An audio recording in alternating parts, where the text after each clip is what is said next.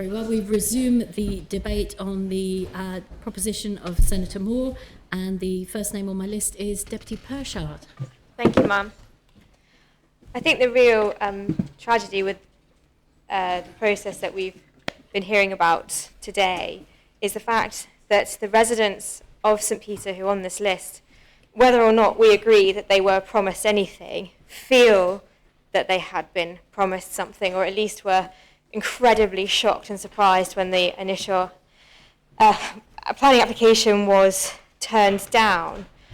And I think that irrespective of the result of this debate, we do need to consider how we are engaging with people generally when going through such processes, because the fact of the matter is this is a prime piece of agricultural land, and I think that anyone perhaps in the know would have said quite early on, look, this is very unlikely to be passed in the end because of the fact that it is a prime piece of agricultural land that is currently in active use. And I think it's a great pity that the residents of St Peter were given the impression that this would be likely, if not guaranteed, to happen. They've been through 3 years at least of extensive consultation, according to the report, and an email I think States members received, or I certainly received from one of the residents. They said this has been going on for 5 years for them. And it is really unfair to put people in this position and to put people in a position where they have such high hopes and expectations that something is definitely going to happen, when the reality is it's perhaps not as likely as it seems to them. So I do think that the kind of moral of this story is that we have to consider a different way of engaging with people throughout these consultation processes that is informative enough to make people understand that there isn't a guarantee, but also to expose the probability of success and the probability of failure and the reasons for potential success and the reasons for potential failure. I think those things were obviously not made clear, because if they had been, I wouldn't have received the many emails I have received expressing shock, disappointment, lack of trust in our ability to make promises, and our dedication, questioning our dedication to people in need. I don't think that would have happened if those probabilities were clearer. I don't think it's fair on them, and it's not fair on the people working behind the scenes to get these kind of projects done. The question I would like to ask the Senator, and it's a sincere question that she might like to address in her summing up, is this particular greenfield site genuinely the last resort in the parish? Are there no brownfield sites in St Peter? Is it the case that if we want St Peter to contribute in terms of housing, that there will be an inevitable rezoning no matter where we put the houses? I do want to know that. I am really surprised that no one's mentioned population, and I can kind of understand why it hasn't perhaps come up to the degree I was expecting, but we are talking about supply and demand of housing, and we keep talking about increasing supply, and we don't talk about reducing demand. And I really do challenge the government, and I urge those on the Policy Development Board for Population to seriously consider how we can reduce demand, because I think increasing supply cannot be done infinitely. That's obvious. In the same sense that economic growth cannot be an infinite goal, because if you will never infinitely grow. And so I think we can all agree that we have a population issue and therefore have a housing issue. One of the most obvious solutions to me is reducing demand by looking at net migration. We have 1,500 people leaving the island on average every year, and 2,500 coming in. We're having plus 1,000 net migration every year. Why haven't we put a limit on that? Why haven't we said, until we have a serious population policy that is a long-term vision of how we're going to address these issues, why haven't we said net migration is zero till then? You still have 1,500 people coming in every year if you make net migration zero. So these are the kind of solutions I would expect to see alongside, as Deputy Morell rightly pointed out, an extensive plan for the environment and for the climate, and alongside population policy, alongside the island plan. All of these things have to work together and be tied in together. Having said all of that, is it fair that these people become the victims of promises badly made? Is it fair that they become the victims of processes that we did not make clear?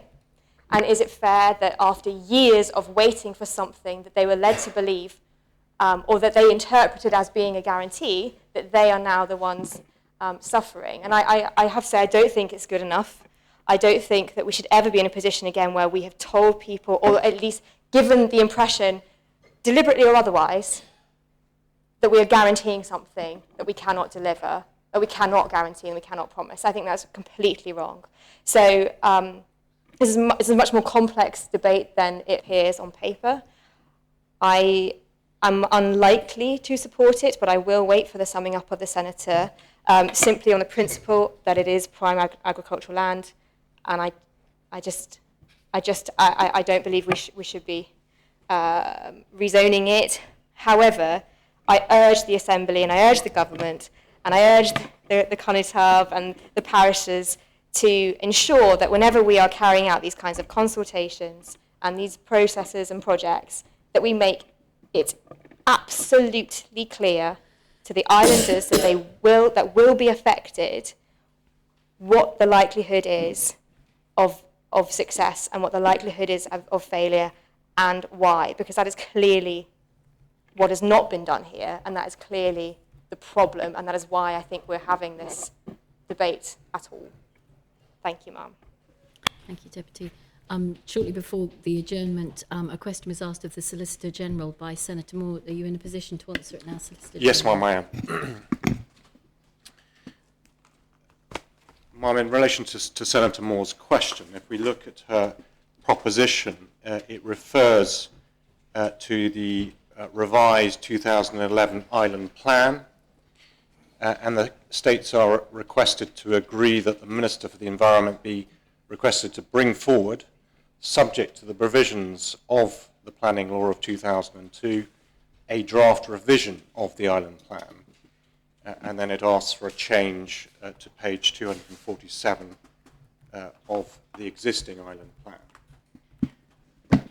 Plan. So the proposition is subject, obviously, to the Planning Law of 2002, and the Planning Law contains requirements in Article 3 and also Article 4A in relation to the preparation of a draft island plan, and Article 3 expressly also applies to a revision of the island plan. So in my view, it would also apply to, if this proposition were to be passed, it would apply to the revision that is requested of the Minister to the existing island plan. And then the Minister has to, by order, prescribe his proposals in relation to a revision of the island plan, and there are certain minimum requirements as to what that order should contain, and there has to be provision for it to be published, the revision to be publicised, and for representations to be provided by members of the public. So that is a minimum requirement in terms of there's got to be a proper process for consideration of a draft revision. There is an existing 2009 order which is called the Planning and Building Island Plan Jersey Order of 2009, which is a detailed order which sets out in quite significant detail procedural requirements for the 2009 draft island plan as it then was, which includes provision for the appointment of an inspector to consider the draft revision following representations from the public. But it's quite a long, lengthy and detailed process. And it may be that if this proposition was passed, the Minister would have to consider whether he would use the existing 2009 order or whether he would issue a specific bespoke order for this particular revision that's requested. But as a minimum, though, if he did issue a new bespoke order, he would have to comply, that order would have to comply with the requirements in Article 3 of the law. So there has to be a proper process for members of the public to make representations and also for basically a public hearing of those representations. So it does, on its face, seem to me to be quite a lengthy process, even if the Assembly were to approve the Senator's proposition. There would still subsequently be quite a lengthy process for the Minister to go through in relation to issuing a draft revision and then for members of the public to signify their views in relation to that. The Senator asked also about the existing evidence concerning housing need, and in my view it would be perfectly appropriate for the Minister to consider the existing evidence of housing need as part of his publishing a revised policy or proposal in respect of this particular site. Having said all that, though, if at the end of this process of rezoning this particular site, then there would have to be a subsequent process for obtaining a development permission. So planning permission would need to be applied for, and then there would be another process that would have to be gone through in respect of obtaining permission, and it may be that the Minister would appoint an inspector to deal with that particular development application. Now, I say all this because it may be that having gone through all of those stages in the process, that development permission may not have been obtained at the stage when the new full island plan gets started, that the planning process for the new full island plan gets started. And if the development permission hasn't been obtained at that stage, it seems to me that the whole matter can be considered afresh as part of the arrangements for the new full island plan, which is due in 2020-21. And Article 1 of the Planning Law of 2002 is quite clear when it refers to an island plan. It means the island plan approved for the time being by the states. So it seems to me that if there is a new island plan that comes into place, then if it were to revise the arrangements for this particular site, then that is the authoritative island plan for the purposes of the law. I'm sorry to give that slightly long-winded answer, but I think there's no other way of communicating the process involved just in rezoning and then in development. Thank you. Next on my list I have Senator Mezek. Thank you, Ma'am. I think this debate has been quite tricky, and I've certainly found it very difficult to decide which side I should end up falling on for this. When the Constable of St Peter brought the similar proposition recently, I'd spoken to him and I had made up my mind that I would support that proposition, and he put it in the report to his proposition that I would do that. Then when he took it to the Parish Assembly and the Parish Assembly made the decision it did, I presumed, well, that's that then. And so I was a little bit surprised when Senator Moore then brought it back to this Assembly, but having listened to her opening speech, I have to say that she has actually very almost convinced me to support this, and I think on balance of things I will probably vote for this proposition. It's quite interesting, we do this a lot in this Assembly where we have an overarching issue that there is unanimity on, or close to unanimity, and then when we come to the practical application of something that contributes to that issue, we're divided again. So in this case, the island-wide issue is the issue of housing need. Each of us knows how seriously important that is to the island. We've had enough objective statistical information provided to us to know what an issue it is. And then we have a specific example of housing need being attempted to be met, and we're divided again.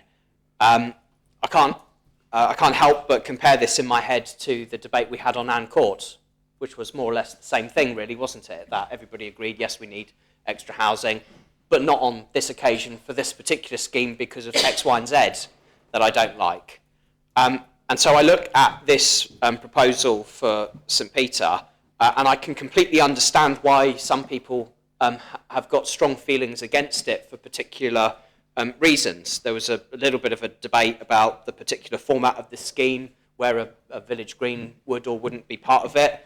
I think the St Peter village is actually a very nice part of the island. They've got good facilities, and so if people feel that it wouldn't be enhanced by one particular change to it, I can completely understand that.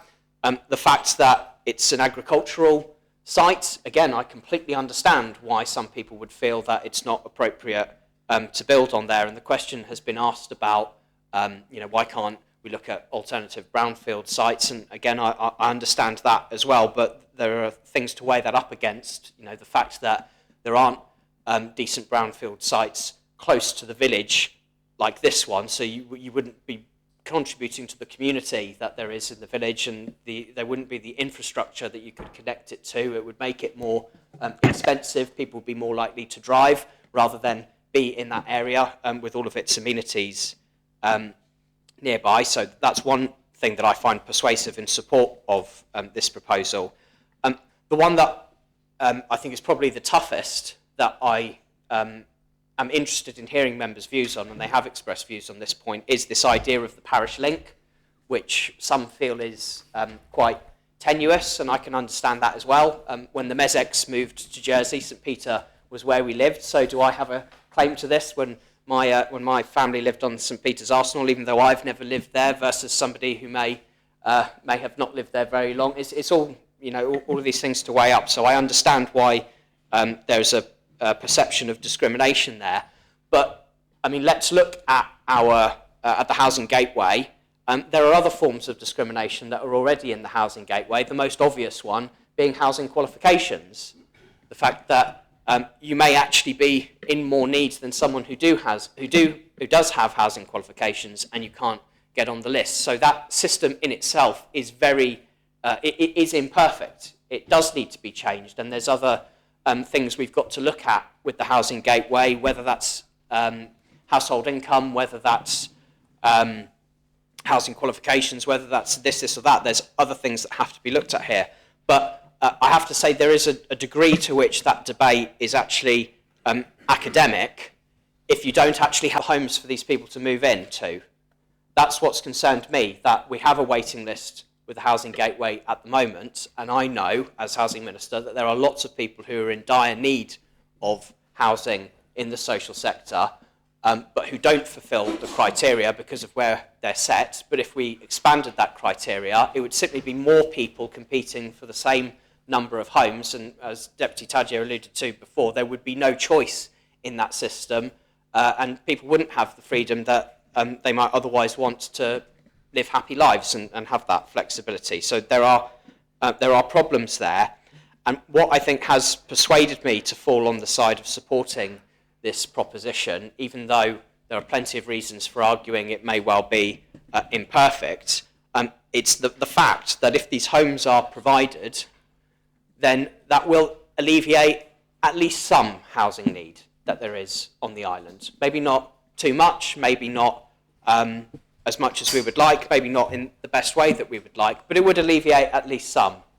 And when we've got such tough discussions ahead of us on addressing housing need, whether that's in building more homes or whether that's on the regulation side of things, when I took the stand I did on Anne Court against my ministerial colleagues there, because I thought this was a scheme that was so far down the road we had to go ahead with it to provide that need. I find it very difficult to justify taking a different position on this instance.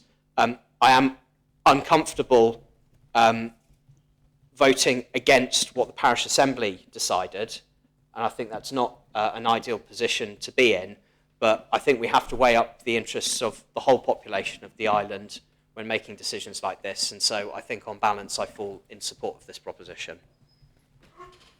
Constable of St Mary. Ma'am, before the next speaker, may I give my intention to invoke Article 84 with regards to proposal of closing the debate? Proposal to close the debate needs to be at least 30 minutes before you intend to make it, so yeah, that's fine. Thank you. So Constable of St Mary. Thank you, ma'am. It was pointed out by Deputy Labby that she is very concerned with the criteria required in each parish in order to get on the list of applicants for a property. Do we need a criteria in each parish? The criteria is already island-wide. We already have that. It is 10 years residency. Shouldn't that matter? It shouldn't matter if you come from Trinity or Timbuktu. The housing crisis affects us all. It is obvious that we need to build more. We call it affordable housing. Affordable housing is non-existent in the present form. We need to change our method of building to achieve this. We also need to identify sites that are suitable now, island-wide. However, this is a parish issue. The parish of St Peter electorate have rejected this project. We have to respect that. As a constable, I have to respect that. If this happened in St Mary, I would be obliged to support our parishioners also. So where are the alternative sites? This is where our planning department should be ahead of the game, having identified sites before they are needed, not wasting time, not knowing which way to go when we have a crisis. I have to respect the wishes of the St Peter electorate, so I shall be supporting their view, reluctantly disappointing many people requiring homes. The whole way in which this has progressed to date seems to have been mismanaged. We have building contractors ready to commence, yet the basics have not been achieved, like securing the site. A cart before the horse situation. This needs to be right. Making a possible mistake now, before the island plan review, cannot be right. It may be better to change our view on how we build. We may need to think seriously of building up rather than out, and that type of build is perhaps more suitable to St Helier and other urban areas. We need that island plan now. Thank you, ma'am. Thank you, Conatap. Next on my list I have the Constable of St One. Thank you, ma'am. It's interesting that we spent a whole day talking about climate emergency, and I, for one, reasonably signed up to that concept. I think also we need to recognise that in Jersey we also have a housing emergency, and I don't think that's understated. And in part, that's caused by our lack of population control in the past. Unfortunately, or fortunately for us, these people are here now. They have families, they have children, and they desperately need houses. And it is our duty to provide that housing to them. And I'll come on to a bit later on how I think that might be possible, but we cannot escape that problem. There are families who are living in pretty poor conditions with young children. And as a government, one of our stated aims, and as the Senator quite rightly said, is to put children first. And if we do not address the housing situation fairly soon, we're not putting children first, in my view. And for those of us who live in country parishes, there's a further issue, and it's one for people of my age. It's headed up village demographics. in St Wands, we have not had a new village built for some time. And sadly or otherwise, the people that are occupying those houses are pretty much my age, and I'm a pensioner. And it does have an impact on the vibrancy of parish life. And for those people who live in town, it's perhaps not such a problem because you have a more diverse population. But it affects things like the honorary police, other societies that we try and run, because the people that are coming forward to help us are getting older and older. They're getting my age. And to be frank, we're all getting a bit tired. The other issue I have is that this proposition seriously conflicts me, because St Wands has a very long history, a very long list of first-time buyers. And I'm constantly being contacted by them to find housing sites in the parish and to help. And I have a great deal of sympathy with them. So it is very difficult for me to vote against another country scheme. However, we have to think very carefully about the island plan. This is the plan that should sort out all these problems, and I implore the Environment Minister to make it such. It is very important. Do not underestimate the importance of the island plan. We have a big crisis, and we need this plan to sort this out. I'm not particularly keen on doing piecemeal developments, because we need to look holistically at the whole of the island, to look at all the island housing sites, and make sure that what we're proposing is absolutely correct for the island. And it addresses all the needs that we have, not just, and I really feel sorry for the residents of St Peter's, just the residents of St Peter's, who are in a desperate position. They've been disappointed time and time again, and I feel desperately sad for them. But I think the answer has to lie in the island plan, and we have to get this right. We have to address the housing needs. And I think also we have to put behind us, and I know I'm going to make myself unpopular by saying this, the concept of using greenfield sites. I do not believe that there are enough alternative sites in this island to satisfy our housing needs. So we have to think very carefully about compromising our views on greenfield sites. And I know for some people, that would be a complete anathema. However, I think we have to reflect on what's happened in the past. We as an assembly and we as an island have allowed people to come into the island, and we've allowed our population to increase. And frankly, we have to accept the consequences of doing that. We cannot escape those consequences. We cannot bury our heads in the sands of the environment and say we cannot desecrate our island by using green fields. We have to balance this with the needs of people who need housing. And I think if we don't do that, we are failing these people. But also, we have to think very carefully about the environment. When we build houses in this island in the future, they have to be environmentally friendly. And there are lots and lots of examples in the UK of houses that look wonderful but are very environmentally friendly, and we must insist that we raise our housing standards to those levels. We've spent a day debating our carbon neutral policy, and we must be true to that when we design and look at our building regulations. It's absolutely vital. Otherwise, why have we spent a whole day talking about the environment? We've just wasted that time if we don't do that.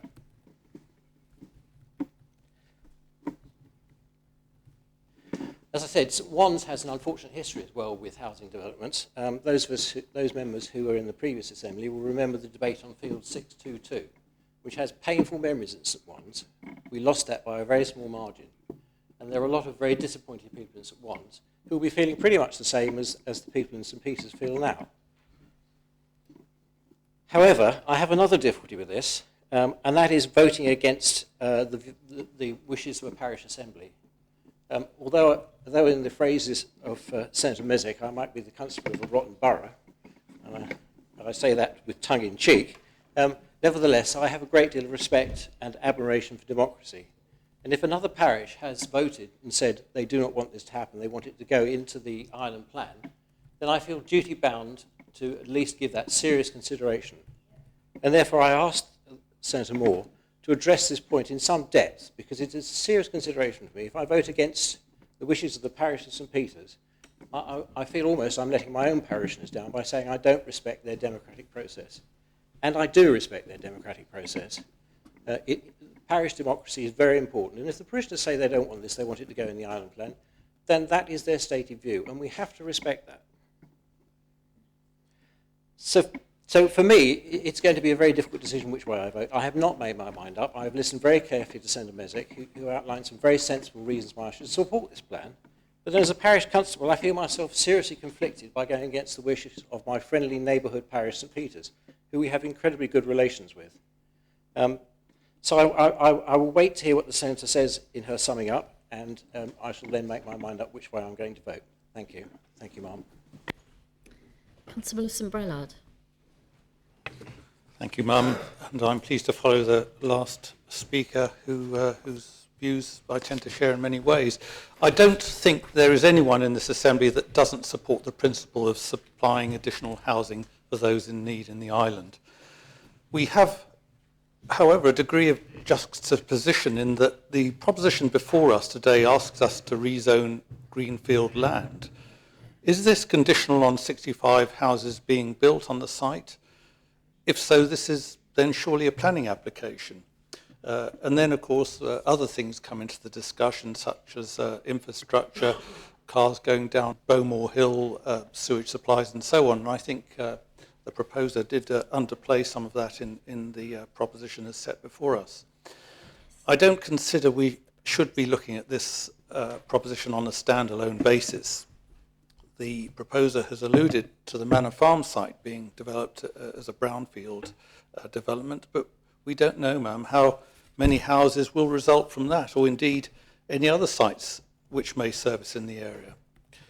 The timescale for those waiting for property will, I'm led to believe, not be much different, and I take that from the words of the Solicitor General just now, will not be much different if we adhere to the correct processes and follow the island plan and consider the whole area in a proper holistic way, as my predecessor speaking just mentioned. I sympathise with those on the list becoming exasperated with the complex processes we've created, and the detail which the proposer has laid out certainly confirms that. I also admire Ma'am, the former Constable of St Peter, for being so tenacious in trying to enable this development. I agree with his aspirations, but I'm inclined to feel that we must use the proper processes to achieve them. In saying that, Ma'am, I would urge the Minister for the Environment to treat the matter with urgency once the island plan discussions have been concluded. Thank you, Ma'am. Does any other member wish to speak? Very well. If no other members wish to speak, I call upon Senator Moore to reply. Thank you, Mum, and thank you to all the members who have taken part in what has been a really good and thought-provoking debate. And I'm grateful to members for taking part and approaching it in the way that they have. There has been a lot of encouraging language during the debate, which I've taken heart from.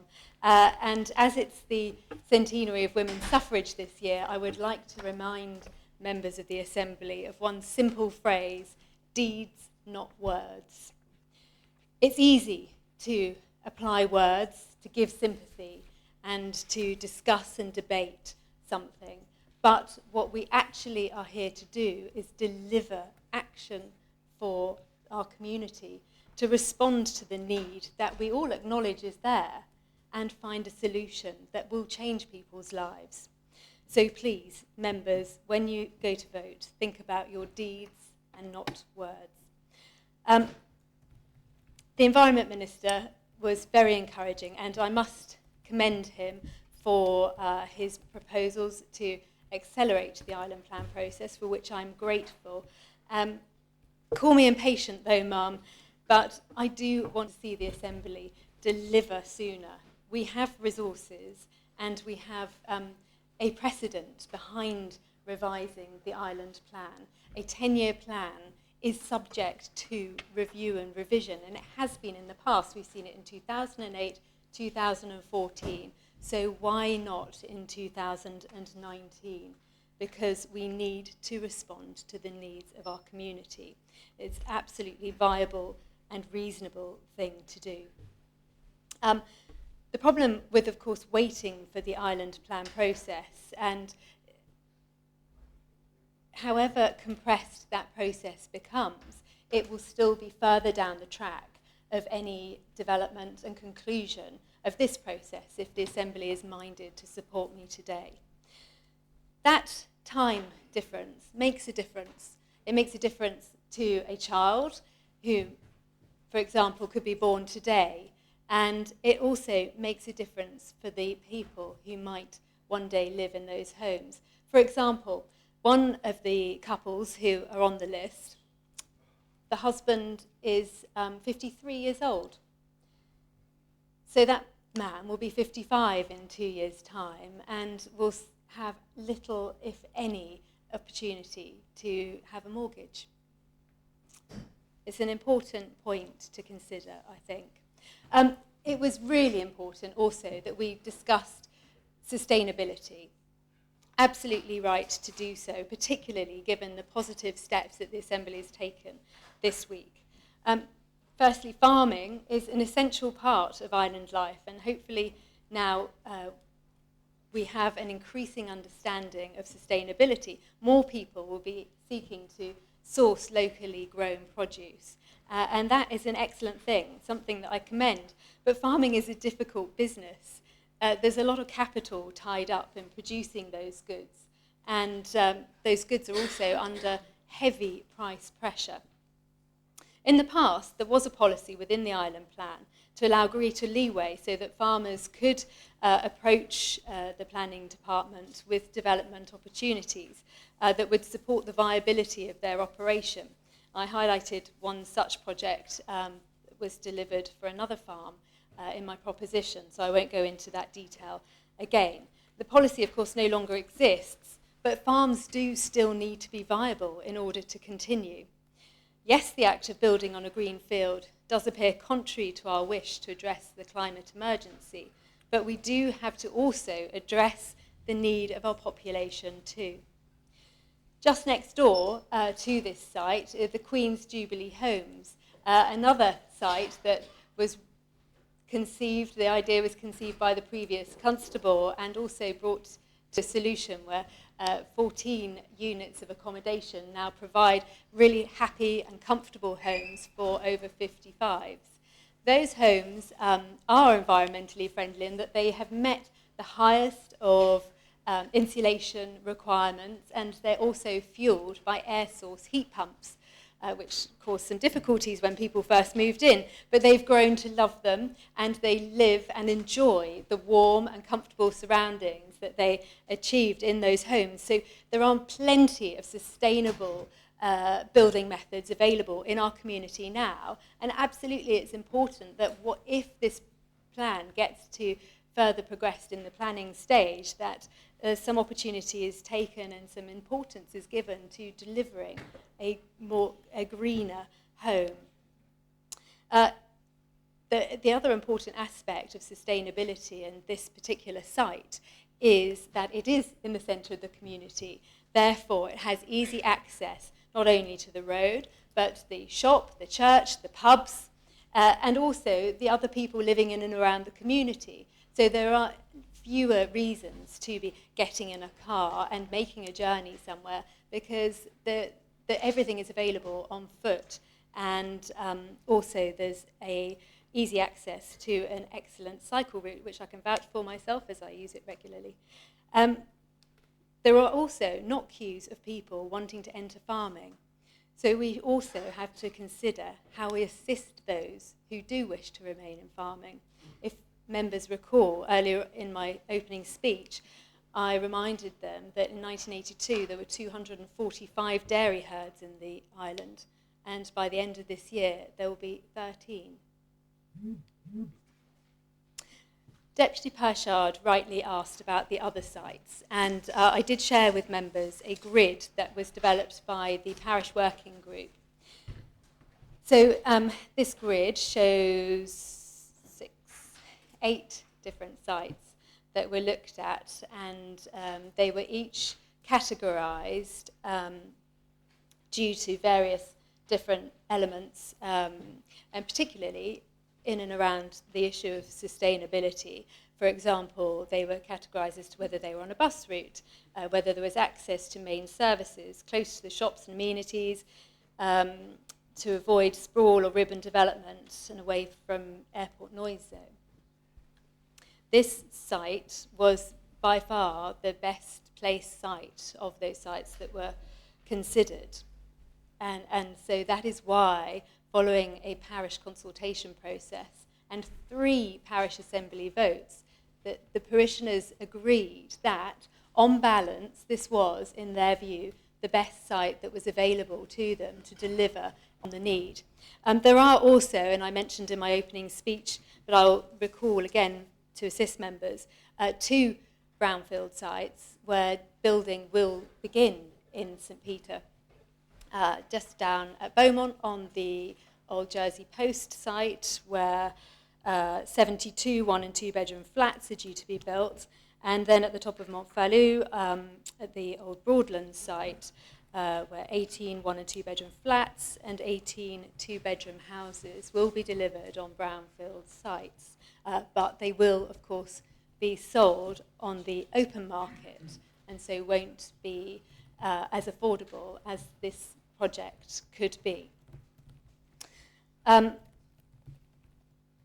It is, of course, uncomfortable that I have brought the proposition that the constable of the parish had withdrawn. And, of course, I touched upon that in the opening speech, and I'd like to do so again. Please, members, do not forget that the parish assembly has voted on 3 separate occasions in support of the site and the delivery of homes. What, at the last and most recent vote, they voted against was pursuing the proposition which I am today bringing. So on that same evening, they supported the continuation of the planning application and the ultimate goal of supplying those homes. But following the advice that they were given on the night, which I dispute, the decision was taken to allow it to wait for the island plan process. But my reason for bringing this to you, Assembly members, today is not because I want to flout a parish assembly and call this a higher authority to that of a parish assembly. I greatly admire the traditions of our democracy, and I do not take lightly any opportunity to disregard that. And that is absolutely not what is at the heart of my proposition today. What I do think is important for this assembly as an island-wide authority is to address the need. And that is why I am asking members today to consider that need and to consider the time and the impact on families in the island of delay. And I do feel that it is worthy of this debate. And again, I'm grateful to members for the very well-considered debate that we have had. It isn't, of course, a speculative development opportunity. This is a community project with a win-win, in my view. It delivers much-needed homes and assists one of our traditional industries.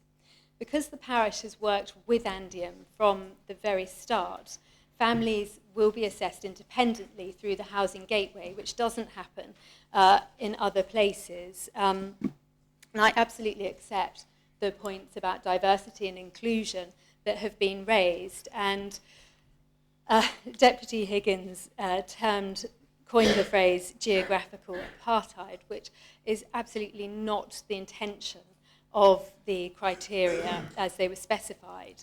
I think the inclusion of having close parish links was one with which the ethos was maintaining the community aspect of the project and having some respect for that. But of course, people could have connections and ties to the community for very many reasons. They may work at the airport or in St Peter's Technical Park. There are a good deal of reasons to have that connection, but also it is not an absolute necessity for entry onto the scheme. And that is the other good thing about using the independent gateway process, that there is that third view and there is a check and balance over the process. I hope that that can give members a little more comfort on that point, because I have to say personally, I do sympathise with the concerns, and it's right that we discuss them here and we drive to find solutions and encourage people to be aware of the issues behind them. It's a matter of regret that I have to bring this proposition in the first place to the Assembly, and I thank members for their time. The parish process of consulting with residents, identifying sites and agreeing decisions through the parish assembly was in fact complemented by planning officials and held up as a blueprint for other parishes to work to if they had similar schemes. Some argue that the young families of our island have a desire, not a need, to buy an affordable home, that people cannot expect to simply be able to buy a home without having worked hard. I would like to quote the Chief Executive of Citizens Advice Jersey, who said to me, "We've seen clients who are wanting to get on the housing ladder and aspire to the dream of home ownership, only to be dismayed by the rate at which house prices have climbed in recent times, meaning that the dream slips further away from them with each passing month. In my view, supply must be increased to meet demand to help stabilise prices and guarantee a future in Jersey for our young people." Now, last weekend, Senator Pallett, Senator Mezek, and Deputy Ward and myself joined about 300 people who walked into Light for Sanctuary Trust. Now, that charity, of which Senator Pallett and myself are trustees, gives support and shelter to men who face homelessness. We raised over £10,000, which will directly benefit the aims of that charity. What I have learnt through my work with the charity is how very close many people in this community are to homelessness. Many households are a paycheck away from destitution. The cost of living is such that having little, if anything, left at the end of the month is set aside for savings. And this is fact for people of many walks of life. A wide variety of people, including architects and estate agents, have found themselves with nowhere else to go but Sanctuary House. The high and inflationary cost of housing in our island is one of the contributing factors to this situation, and speakers today have demonstrated their understanding of those issues and acknowledged that we do have a housing crisis. So this debate is an attempt to make a small step towards resolving that crisis.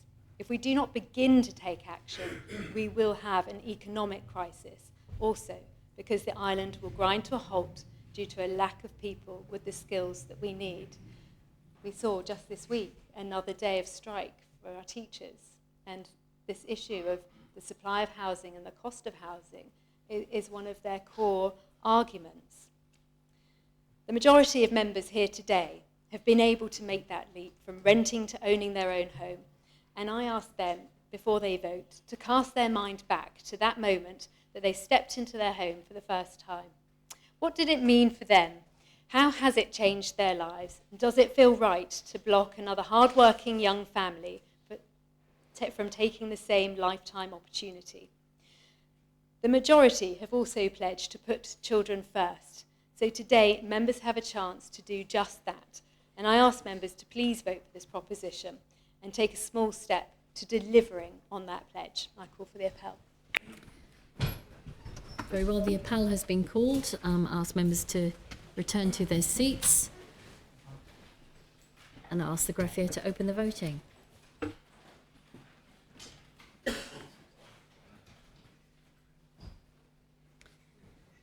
If all members have now cast their votes, I'll ask the greffier to close the voting.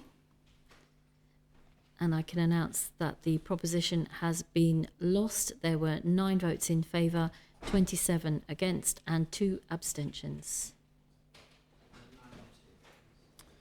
Those members voting for, Senators Moore, Pallett and Mezek, the Connétable of St Saviour and St Juan, and Deputies Tadier, St Juan, Pershard and Alves.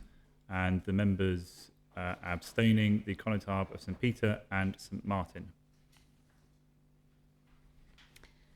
Very well, the final item for debate today is the proposition of Deputy Tadier, proposed government plan 2020 to 2023. And I ask the greffier to read the proposition. The states are asked to decide whether they are of opinion to agree that states' revenue expenditure on the arts, heritage and culture should be increased in the proposed Government Plan 2020 to 23 so that it reaches a target of 1% of overall states' revenue expenditure by 2022, and to request the Council of Ministers to take the steps necessary to achieve this target in bringing forward the Government Plan. Deputy. Thank you for reading that out, and thank you, Mum. I know members will have all experienced a long week, and I think we've got through a lot of business and had some good debates here.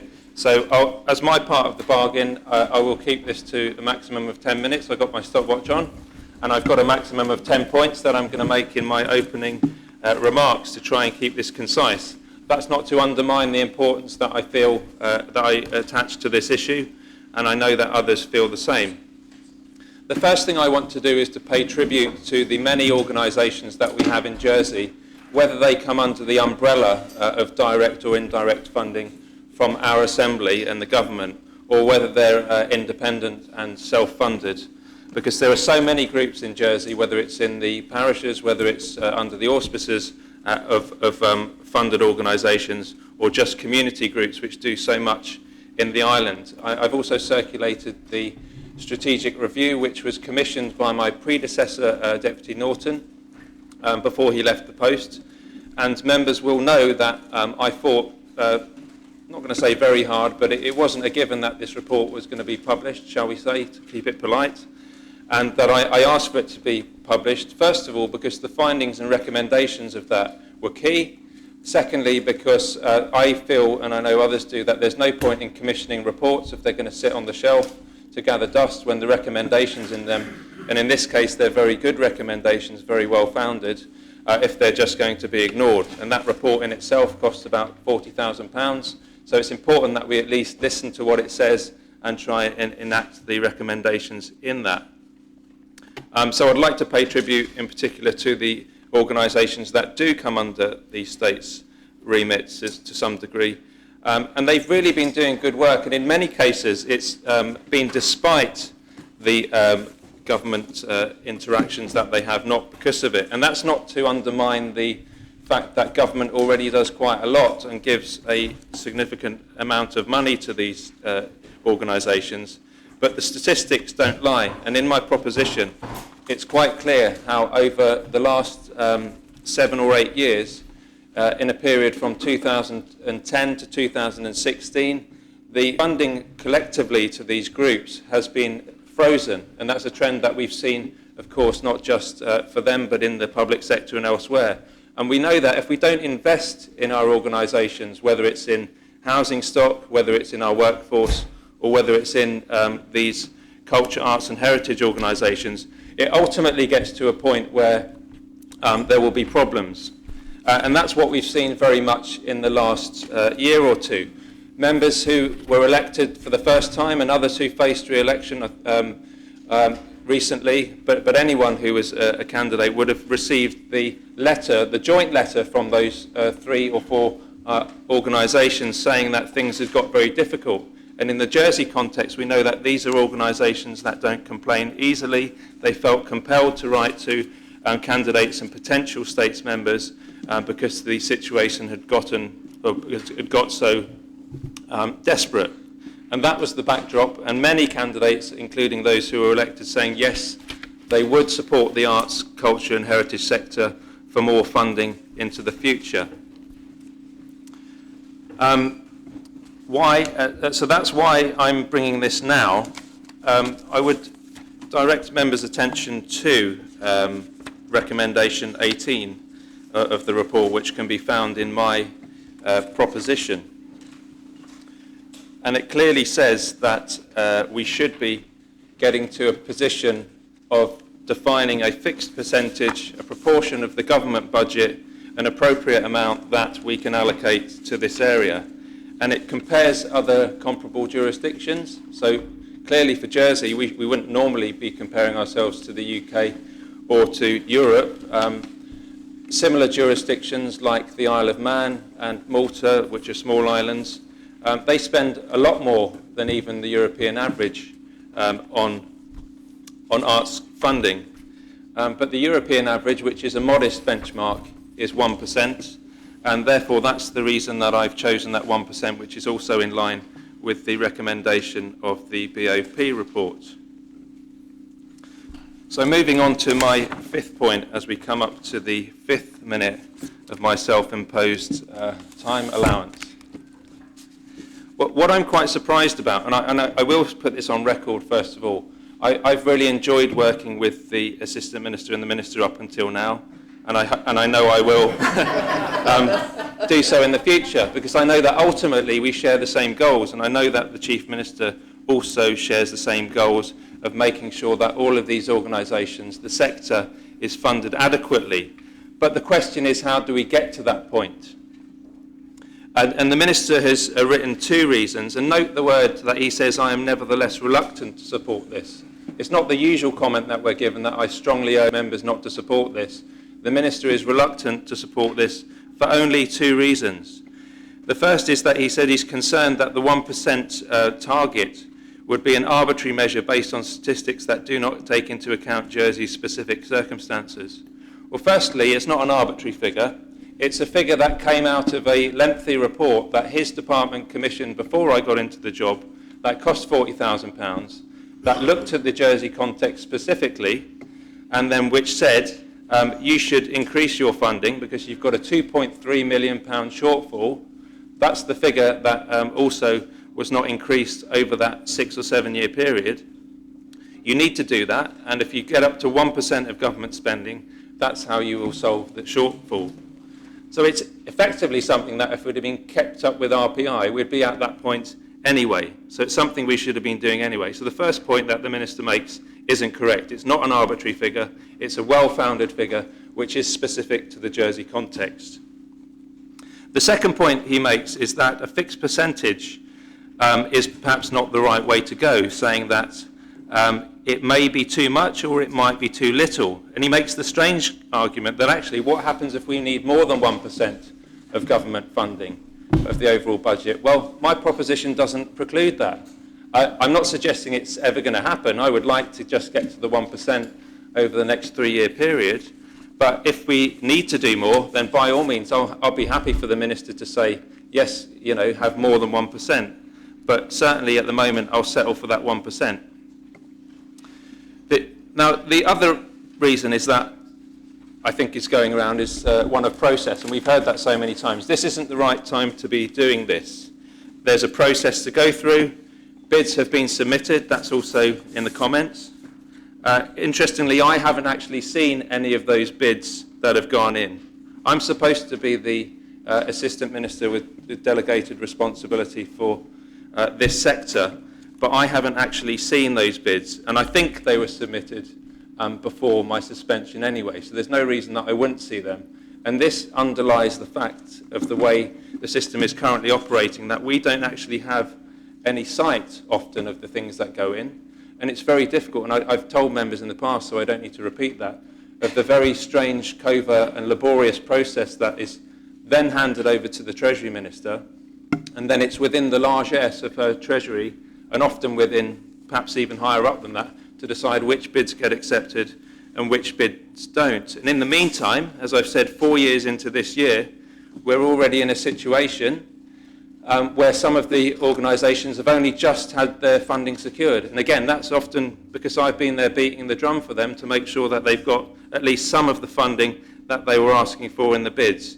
And by no means all of those bids are secure. So the point I'm making is that if we rely on the process, we can't rely on the process. It is a case, as Deputy Martin would say, as jam tomorrow. And my concern is that we're going to hear from the other ministers saying that, well, actually, the way to do this is to come back, put your bids in, and then hopefully you'll get them. If you don't get them, then you can put amendments into the budget. And that, I can assure you that's what will happen. We won't get the bids. I will have to come back and put bids into the budget. Presumably now my minister and the assistant minister will have to support it at that point because their process will have failed, and it's just a big waste of time for everybody.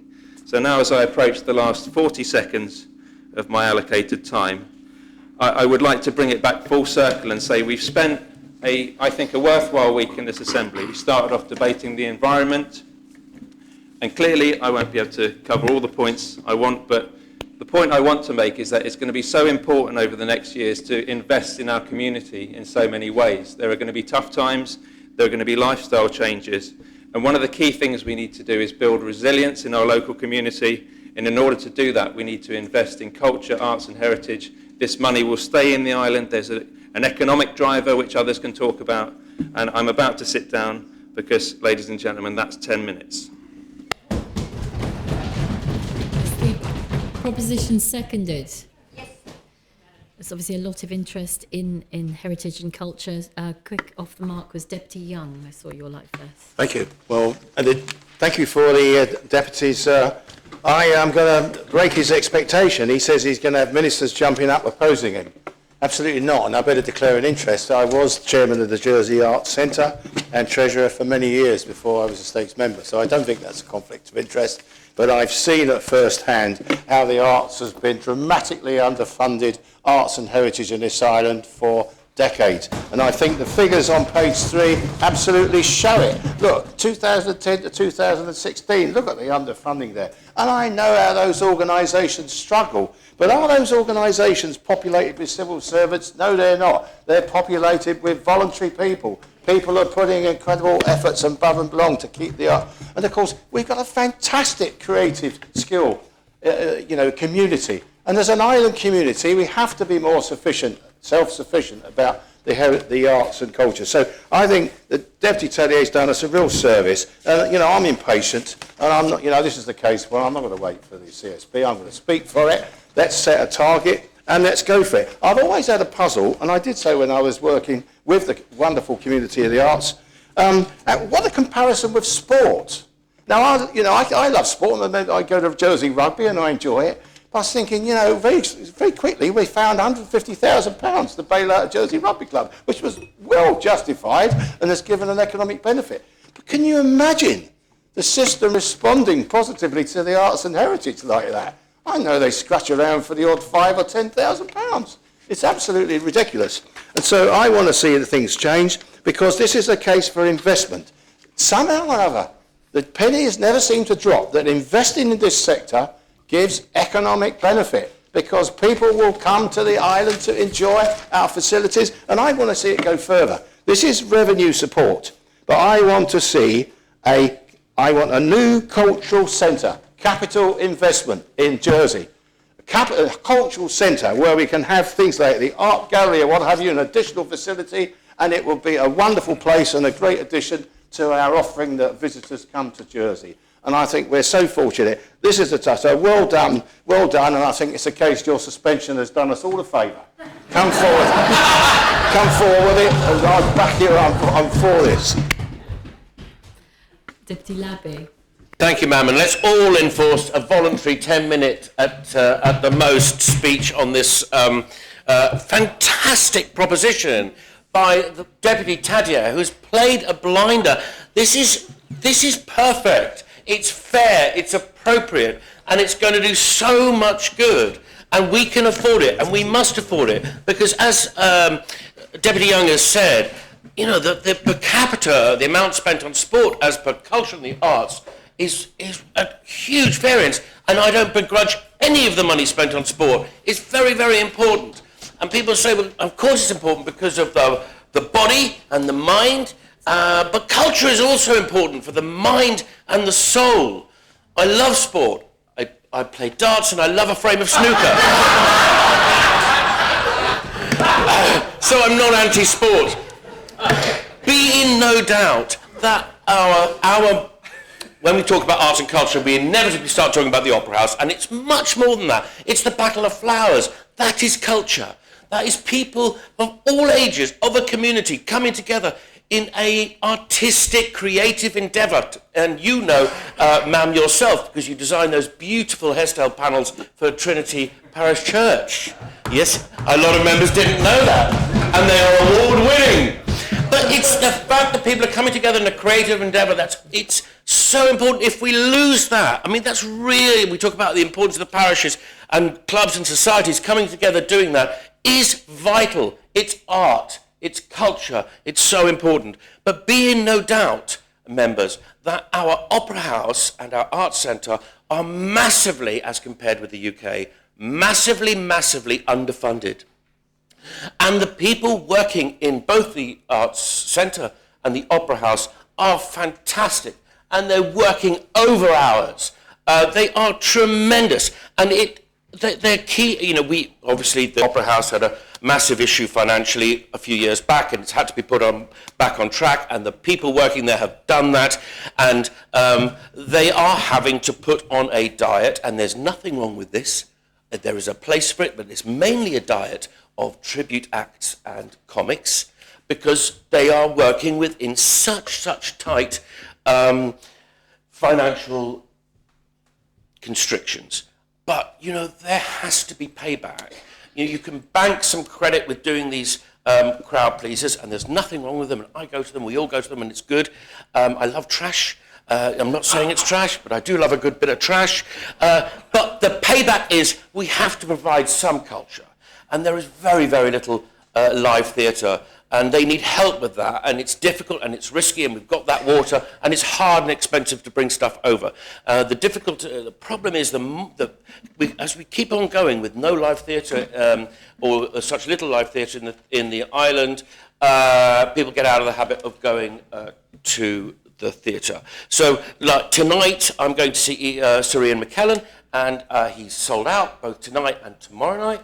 And those aren't people going because it's Gandalf coming to the Opera House. I think that, I will check tonight, but I think it's people going to see King Lear and Richard III and our greatest classical actor of his generation. There is a hunger for good theatre, and we must help those fantastic people at the Opera House and the Arts Centre in providing it and getting people back into the habit of going back to the theatre.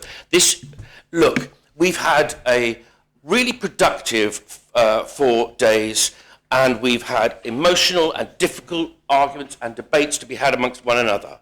And we've fallen out a bit, but we all respect the fact that each of us in this assembly is representing the views of the people we serve, and sometimes it's difficult because we're opposed to one another, but you know, we all go into the coffee room and have a coffee together and we fall out, but we're a great bunch of people. That's it's one of the best bits of the job for me. It may be unpopular, it may be difficult for people outside this assembly to understand it, but actually we all do get on and respect one another because we all are cognizant of what we're doing here and the people we represent. Let's end this marathon session of the assembly on a high. This is a win-win-win from Deputy Tadyer. Please support it. Thank you, Deputy. Next on my list is the Constable of St Martin. Thank you. How do I follow that? I'm delighted that Deputy Tadyer has brought this proposition to the Assembly, and I wholeheartedly support increasing the funding of arts, heritage and culture, and urge every member of the Assembly to do the same.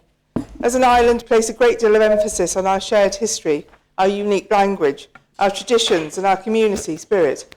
However, if we wish to preserve these assets, we need to ensure that the financial resources are there to fund the initiatives and projects that keep them alive. It is all well and good to say that we're proud of the art and culture produced by islanders, but if we're unable to adequately fund key parts of island life, such as the Arts Centre and the Opera House, then what good are we really doing, aside from uttering hollow words and false pretences? We are largely keeping the performing arts alive thanks to the dedication of individuals such as Daniel Austin, who runs the Arts Centre on a shoestring budget and works out of a decaying building. For an island only 9 by 5, we do not only boast a rich cultural heritage, we also have such an abundance of talent to be proud of. Jersey punches far above its weight, with talent encompassing everything from performing arts, music, visual arts, the list goes on. Over the years, I've constantly been associated with art in one form or another. Most recently, I've been a committee member of the Jersey branch of the Art Fund for the last 20 years, stepping down as chair when I entered the States last year. We brought over lecturers from the Royal Academy, the National Gallery, the British Museum, the National Portrait Gallery, and even the Natural History Museum, to name but a few. If we had no arts venues, there would be no lectures, we would have no membership, and it's been a thriving, we've had a very thriving membership and given enjoyment to, hundreds, probably thousands over the years. Art impacts positively on people's lives. Mental health is much talked about at the moment. It has proven that access to the arts in its many forms, whether it be actively singing, painting, dancing or acting, or whether it is in the more passive form of watching, whether a play, going to a concert or partaking in group theatre, has a beneficial effect on mental well-being. Underfunding arts and culture means that we gradually lose a community spirit many of us so heavily value, and the programmes that help sustain it. I would like to stress that, most importantly, this proposition is less a significant increase in funding than it is Jersey simply coming into line with the European average and more successfully fulfilling a vital part of this government's duty to its citizens. As elected representatives, it's our duty to ensure that the government provides a number of public goods and utilities to maintain a healthy island. This must include funding the arts and culture to help islanders live happier and more social lives, perhaps whilst gaining a deeper appreciation of Jersey and its past. Please give the arts, heritage and culture the funding they so desperately and rightly deserve. I urge all members to vote in favour of this proposition. Thank you. Deputy of Greville. Thank you, ma'am. I'm likely to incur the wrath of some of my fellow ministers here, but I am going to wholeheartedly support the Deputy Tadia, and I think it's a wonderful initiative what he's brought forward here. I'm a keen supporter of arts, heritage, island identity, our culture, and it needs to be maintained and it needs to be enhanced. I was the politician who brought the first culture strategy to the States, and with it there was great hope and enthusiasm for the future of what that might bring about. However, unfortunately, the area of responsibility has been starved of finance to do anything, and it is so unfair on this particular community because they are grappling with leaking roofs and scaffolding, paying for scaffolding on buildings, and I realise that the maintenance has now been moved to one side, but what they're actually left with is next to nothing. They can barely open their doors, and that is really not fair.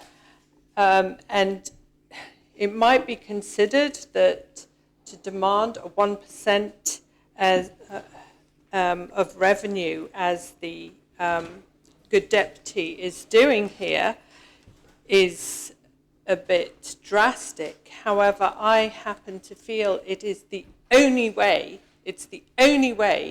this area of responsibility is ever going to get funded. It's been with the remit of economic, sport and culture, and in that order it remained. Economic side of that department got the lion's share of everything, sport and culture at the bottom. So this, I think, is a really, really good initiative.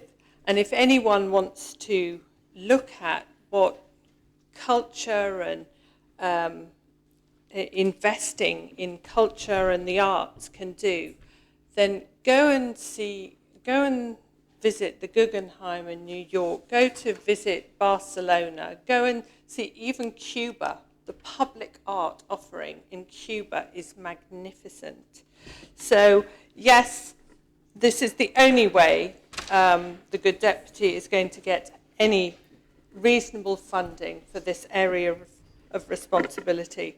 So I will be wholeheartedly supporting it, sir. Thank you. Ma'am. Deputy Pinnell. Thank you, ma'am. Many members of this Assembly will be very aware that I'm a committed and vocal advocate for the arts, culture and heritage sector. As a picture restorer for some 30 years, a trustee of Jersey Heritage Trust for 10 years, a member of the Art Fund, etc. I would like nothing more as Minister for Treasury and Resources to increase funding in this area. However, my role carries with it a legal obligation to ensure that the public finances of Jersey are regulated, controlled and supervised in accordance with the Public Finances Law, hopefully soon to be replaced by an even stronger law. The Public Finances Law sets out a process by which this Assembly allocates our limited resources to enable us to deliver our agreed priorities. I can only endorse the comments presented by my colleague, the Minister for Economic Development, Tourism, Sport and Culture, which I hope members have read. There is a time to consider how we prioritise our resources, and that time is the government plan debate.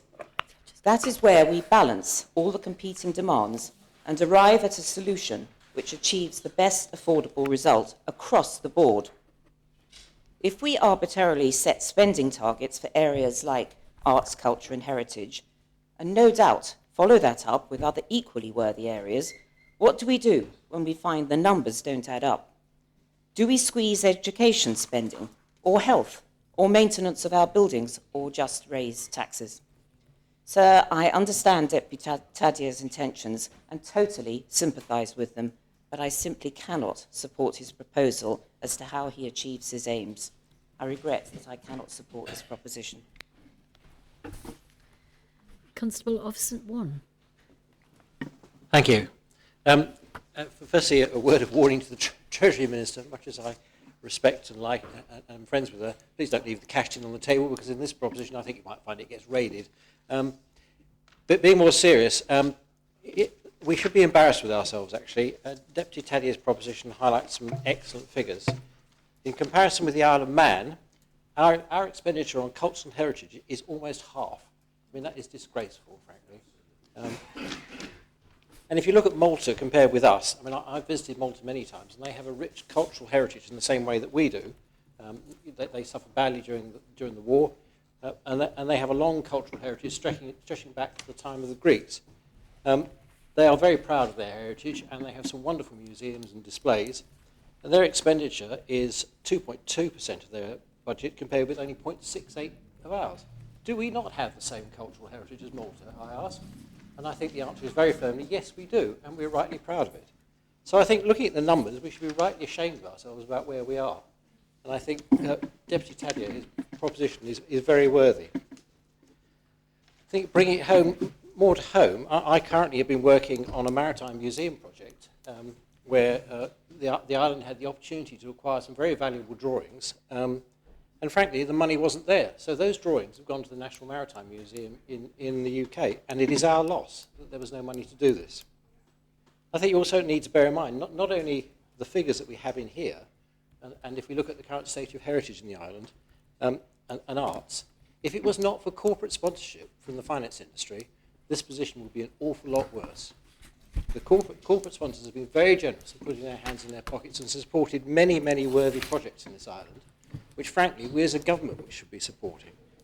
And if that hadn't happened, we'd be a lot poorer for it.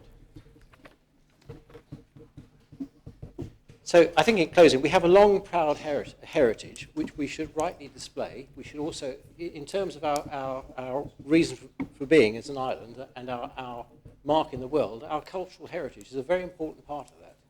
And I think we should support this proposition because the payback will be enormous. And finally, I have great trepidation always following Deputy Labby as Speaker. He's not here now, but he must be preparing his thespian lines for another speech. But I totally echo his sentiment, and I, for one, will be supporting this wholeheartedly. Constable of St. John, I had you next. Thank you, Mum. Absolutely brilliant idea, and however, thank you, that is precisely the word. We have responsibilities, and that is to ensure that not just individual items, but the whole package, the whole budget is correctly spent right across the board. We can't pre-select particular hobbies prior to the government plan. We must wait for the government plan. We must put our bids in, and then all the bids can be considered so that everybody gets a share of the money. Invariably, many departments will feel that their share isn't as big as it should be. We all have that problem in every form of walk of life. There's only so much money. But I will fight for additional money in the arts. Yes, it is underfunded. And I can see the Treasury Minister nodding her head. She too will fight for additional funds. But I'm sorry, this isn't the way. We cannot go into a government plan on the budgets and expenditure into the future with one hand tied behind our back. We've already got this amount of money, this amount of money, that amount of money spent and earmarked.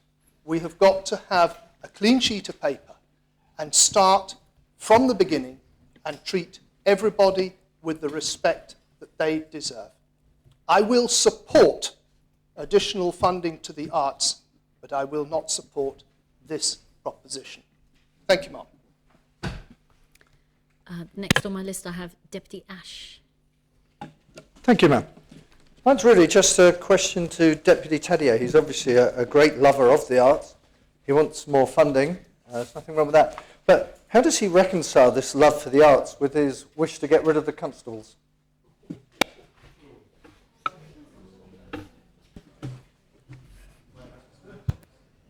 Is that your speech? Okay.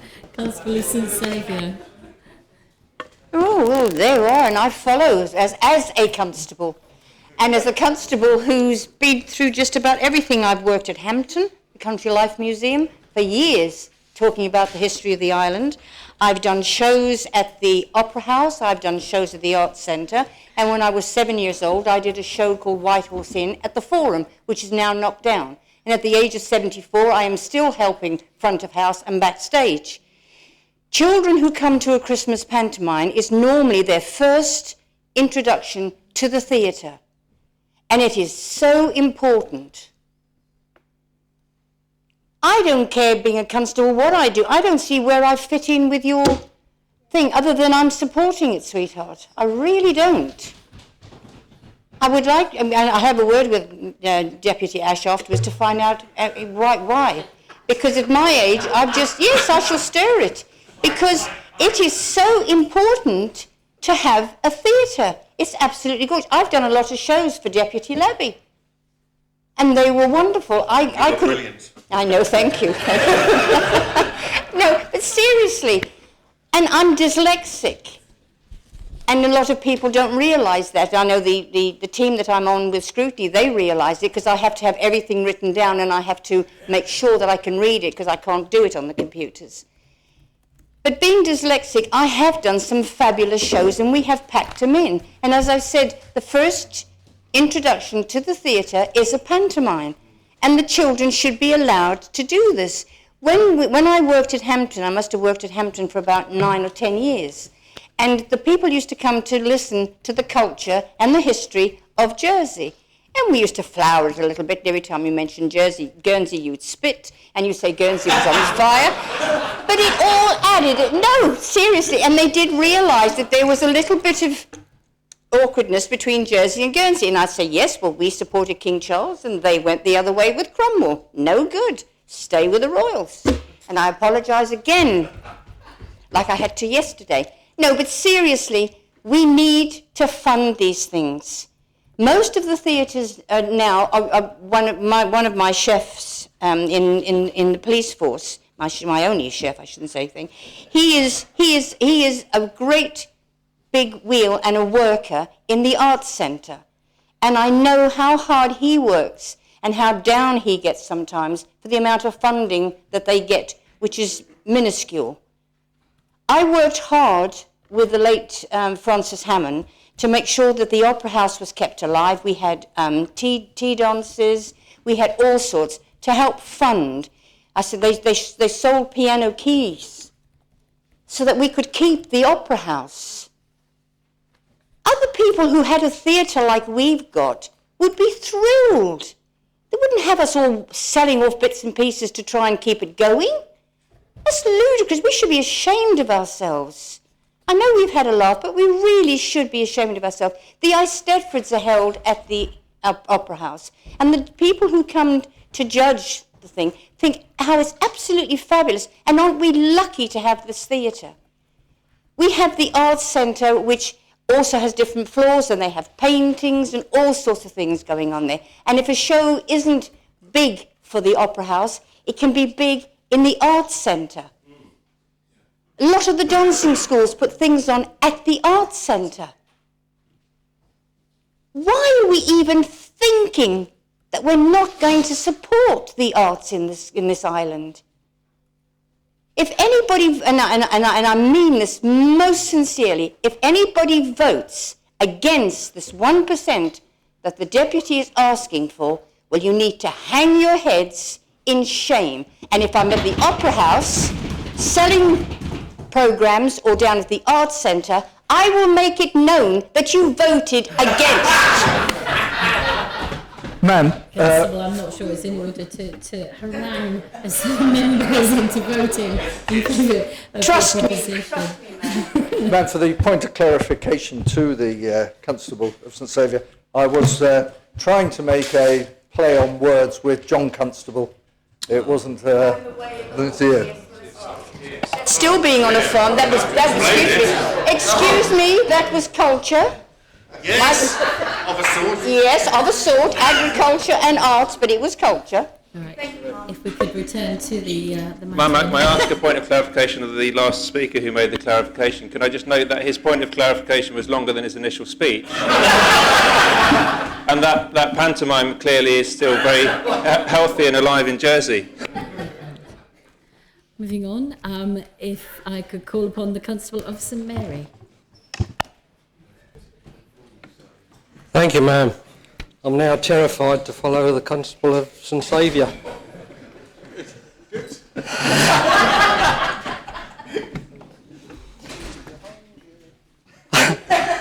I think that everyone here loves the arts. I would love to support this. On the scale of total state's budget, this 1% is just a drop in the ocean. Yet I'm always being told that we have no money. So where is this extra 2.3 million coming from? This drop in the ocean, if it can be found for art, could it equally be found to install a fresh water supply to the areas of the island who don't have that luxury?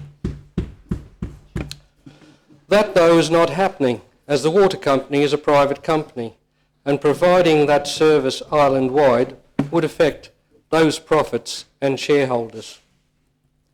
This is where the government should be helping. Any good government provides fresh water as a fundamental priority. Drainage also sits with this.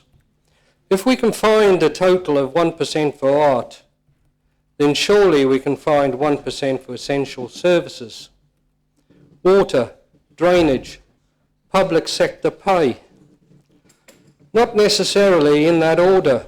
It's a matter of priorities. I will not vote for this increase until we have attempted to address the real issues in this island. Thank you, ma'am. Thank you, Constable. Deputy Gardner. Thank you, ma'am. I'll try to put the bridge between somebody who called hobbies and the clean paper for the new budget. And when they're facing deficit of the budget, climate change, fresh water, escalated needs in our health care, the question why the arts and culture matter is a valid one. Simply, arts is essential to the proper function of our society. The arts is especially important for our children, and by the way, they can be introduced when they're one, like in Singapore, where they can walk after school to the ground floor, to the workshop room, and enjoy the arts with the art teacher for free, just to explore what is arts when they're already one. They don't need to wait longer, and it's from one up to anybody else up to 80 can walk into these different workshop rooms and enjoy it. I would like to connect that art, it's not just expenditure nice to have as a hobby, it's actual investment. And I'll give all 4 points, not too many. My speech will be short. First, art is economic drivers. Art creates jobs, produces tax revenue. A strong art sector is an economic asset that stimulates business activities, attracts tourism, and retains high-quality workforce. Around the world, art is one of the commodities, investments. Second, educational asset.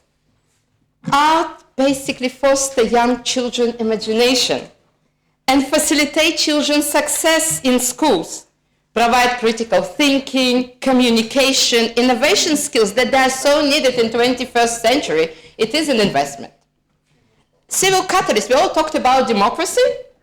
The arts also support strong democracy, dramatizing important issues and encouraging collective problem solving. And obviously cultural legacies that have been mentioned here. It's preserve unique culture and heritage, passing Jersey precious cultural character and traditions to the first generation. Saying this, I would like to ask Deputy Tadia to address in his closing speech some of my concerns. And I realize we are not going into details. Really, 1% is the minimum that we can ask for the arts, but I would like to put it here in the States because there are concerns. For example, how Art Center, Art Trust, and Opera House can work together. Can they work together? Can they produce something together? I found that the proposition be asking for increasing fund for non-specific heritage and arts needs, it might be allocated for specific projects when they will be gifted to our arts and heritage champions. If we need specific budget for drama or art or music or teaching of Jerry, for example, this may actually be actual cultural addition to educational budget, for example, where it will meet when the budget will be planned, or, for example, music as a therapy that can work together with the health budget. And also, would some of this funding will find the need to be allocated to actually living artists and photographers so they can document the current culture of Jersey, which all diversity and fashion and trends. In general terms, I would support the proposition. I feel arts is an essential part of our human expression and part of our healthy society. Culture is about celebrating us, celebrating Jersey people today, and not just who were in the past. So we need to be proud of our culture, our heritage, and celebrate it. Thank you, ma'am. Thank you, Deputy. Deputy Wickenden. Thank you, sir. Ma'am. I'm used to standing up and saying thank you, sir. But I do mean ma'am. I'm a bit shocked by some of the speeches I've heard against this proposal in some ways. It's like, let's wait for the government plan. Let's read the end of the proposition to be included in the government plan. So it's not saying let's get in advance of the government plan, let's not decide this. Let's make sure it's included in the government plan.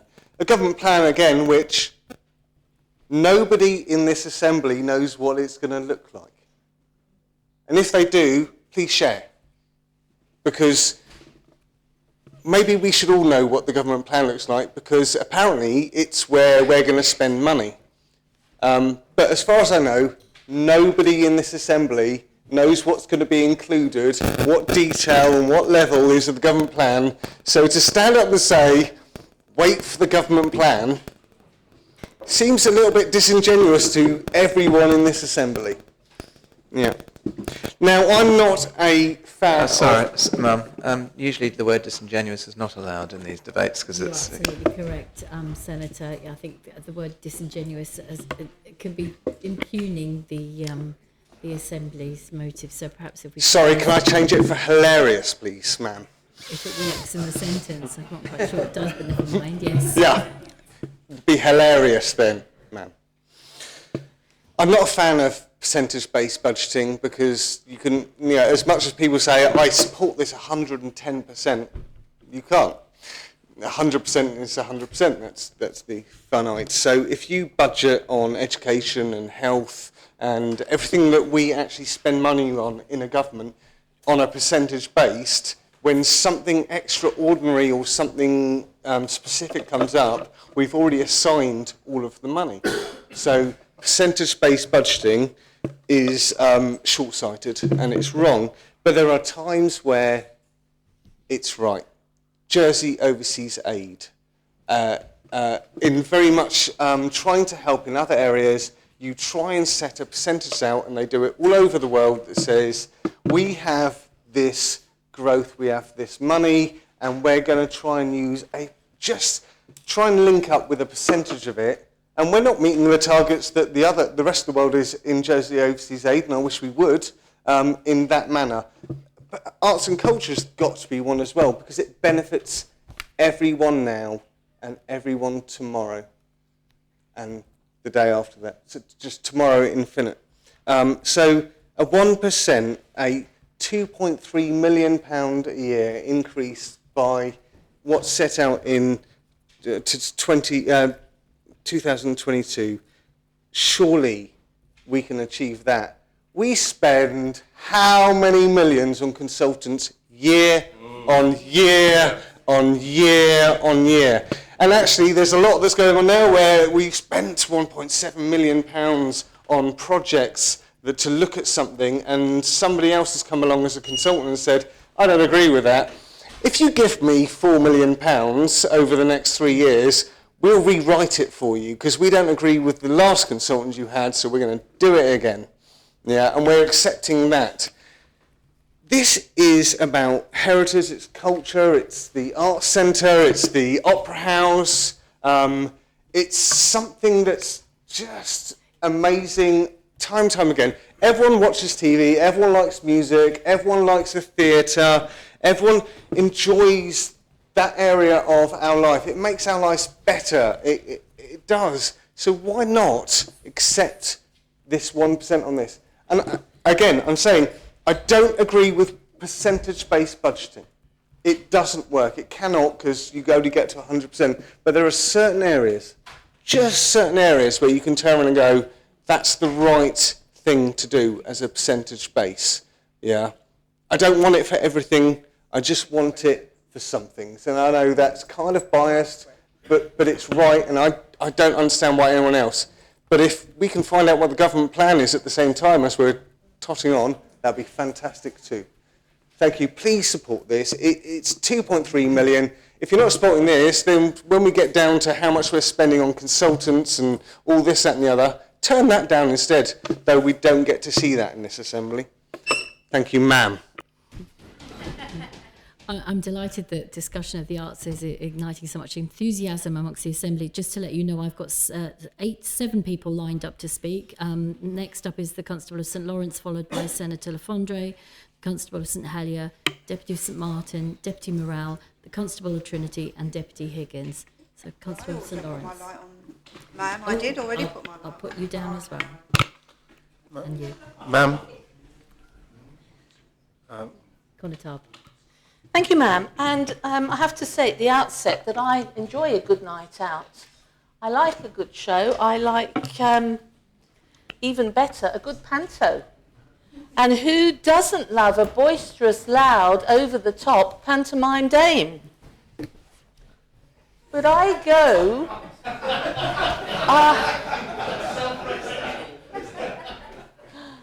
I go, ma'am, to the panto round about Christmas time. January time, and that is the right time to go to the panto, because that's when the panto season is on. Or some people might think it runs throughout the year in a certain other part of the island, namely this assembly, but I go at Christmas. That's the time the panto is held. And of course, there is a time and a place for everything. And this is the place to be discussing arts funding, but it is not the time.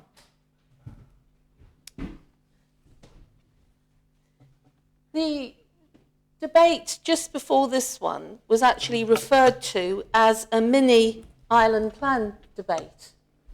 And to my mind, it was not the appropriate time to be debating rezoning greenfield sites.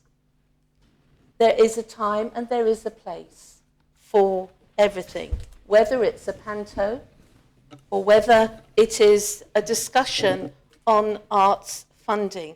Ad hoc decisions made by this assembly impact often by way of unintended consequences. And we have to consider funding in the round.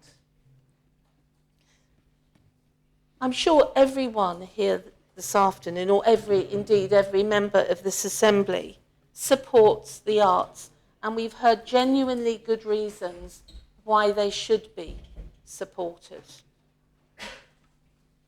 We've heard arguments in favour of our heritage and our culture. Buildings, the Arts Centre, the Opera House. And we will hear those arguments again at the right time. Now, I'm not a member of the government. I'm not here to speak on behalf of the government, but I have been in this assembly long enough to have a feeling of the way things go and the way things are done. And I just think it is the right thing to do to wait for this debate as part of the government plan, which Deputy Wickenden is quite right. We do not know what the plan looks like. Why would we know? It's being worked on. We will know what the plan looks like when it is lodged, and we have the opportunity to read it and see what the Council of Ministers, who we have elected, have decided to put in that government plan. We know it's going to touch the environment, don't we? Because we decided on that. But it should also cover the arts. And I do feel for the Deputy of Grouville, because I remember her bringing the first culture, can't remember exactly what it was called, sorry? Strategy, beg your pardon, thank you. The first culture strategy, and I think it was probably supported almost unanimously, but she is absolutely right to say that it was then not funded. So we have been lax in our decisions based on funding for the arts. I just want to see things that are done correctly, not in the ad hoc manner which I've referenced. I Googled just now, can't find it, the term laudable. Praiseworthy was another word to describe it. And I was going to stand up and read all the words that actually describe the laudable effort that Deputy Tadyer is making in bringing this. Because it is absolutely right that we support his endeavours. Just the wrong place, the right place, the wrong time, and I will be waiting for the government plan. So I do urge members to reject this ad hoc proposal. Thank you, Mum. Senator Lafondre. Yes, thank you, Mum. I'm delighted to follow the very sensible words of my constable. But anyway, she has often spoken sensible words, and usually I've agreed with them as well. Just by way of background, members may not know, but actually a member of my family used to be one person in the audience, in the public gallery, certainly will, sir, would know that one of my members of my family used to be deputy director of one of the cultural organisations on the island for a number of years, and indeed still participates in certain events, musical events, doing the whole thing. So I am fully aware of the, I would say, fairly parsimonious state of the finances of some of the arts institutions over here. I know I was at the Arts Centre not so long ago, and I know bluntly that the loos down there are in an appalling state. It is that basic. I think the ventilation systems are in an appalling state down there. It is that basic at the moment. The message I've received, so in the context we're in, I don't think there's anybody around here who would disagree with the statement that we know we need to put more money into the arts, that's something, and more focus. And that's something I actually alluded to when I first stood. It's in the documentation I had to present to this Assembly. And actually, that is why, and I'll be glad when the suspension period is over, that I'll be welcoming Deputy Tadyer back officially into his role, because that is why I very much welcomed his point as having responsibility for arts and cultural matters. That is why the Deputy of Grouville has been, we've created this, when we get the proper positions in place, which is imminent, that's why we created this point about island identity, and that's cultural identity in the wider context. This is obviously more about directly the arts. But the point is, sir, and I'm going to pick up, it's a shame he's not here, on Deputy Wicklington's comment about let's spend less on consultants. As I said, and I cannot remember if it was yesterday or the day before, we've just added £300,000 to that bill because this Assembly has directed the Environment Minister to bring forward work which was actually planned for next year into this year, and the only way we are going to be able to do it is by bringing in that external expertise. And that is why there's going to be an extra £300,000 bill, roughly, onto this price of consultants that we use. And I'm very happy if members, and bear in mind that was work that was scheduled for next year. It's not new work, it's just timing. So I'm very happy that if he wants us, somebody says scrap the consultants, well that actually then goes directly against one of the measures that this Assembly put in 2 days ago. Now the bill that comes out of this is an extra 2.3 million if you read the financial manpower implications of Deputy Tadyer's proposition. That's what he says. Based on 2016 figures, an increase from 0.68 of the budget to 1% would amount to a figure of £2.3 million per annum. It will depend on the overall budget. Now, to me, it's very much a matter of timing. What we are all talking about is the funding for next year. What I was focused on, bearing in mind the constraints we were operating under in the 2019 period, is getting the short-term funding in place just to get people over that hurdle and to deal with some of the imminent problems that the arts have been facing. So, and in case people aren't aware, and I'm sure Senator Pallett will be alluding to it as well, there's been £160,000 has been made available to Art House Jersey for 2019. That's extra money that's gone in already. And there's also, I'm advised, I've been waiting for it, I'm advised it's coming to Council Ministers this month, roughly between £120,000 and £140,000, so between £60,000 and £70,000 per institution, directly aimed at the Opera House and the Arts Centre.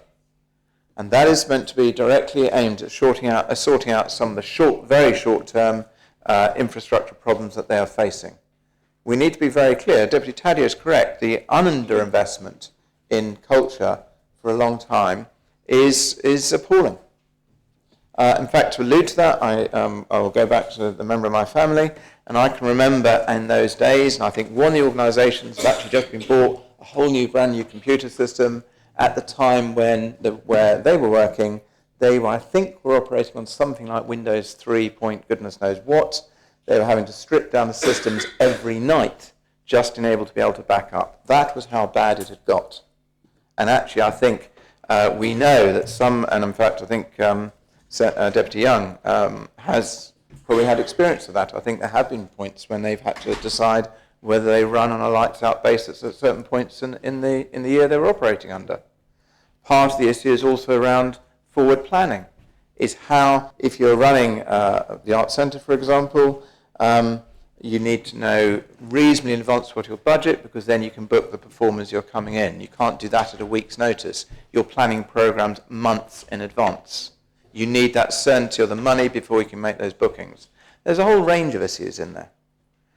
So I hope I demonstrate the point that I am, again, even though I'm an accountant, I do know some of the stuff that's been happening in the background, and again, I'm one of those who is extremely supportive, and I want to see extra money going there.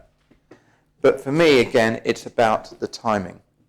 And I know, in fact, I believe Senator Farnham, who unfortunately couldn't be here today for the debate, has committed to Deputy Tadyer, the point being that if there is insufficient money in the budget government plan for next year and onwards, that is the time, and there will be a lot of work put in, and I suspect, given the makeup of the Council of Ministers, it will be highly successful. But what I'm saying, in terms of timing, we need to know what the scope looks like. Deputy Pamplin will be wanting us to, and are rightly, to be making sure that mental health is given a better priority than it ever has been before. That's why it's so far up on the priority side.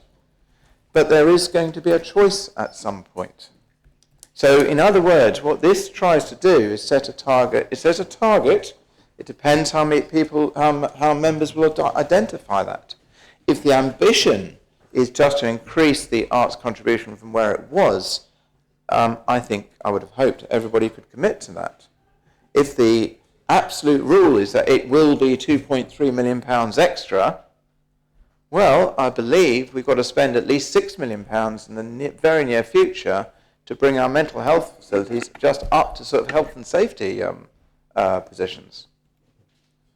And that's what those are the dilemmas we're going to be facing.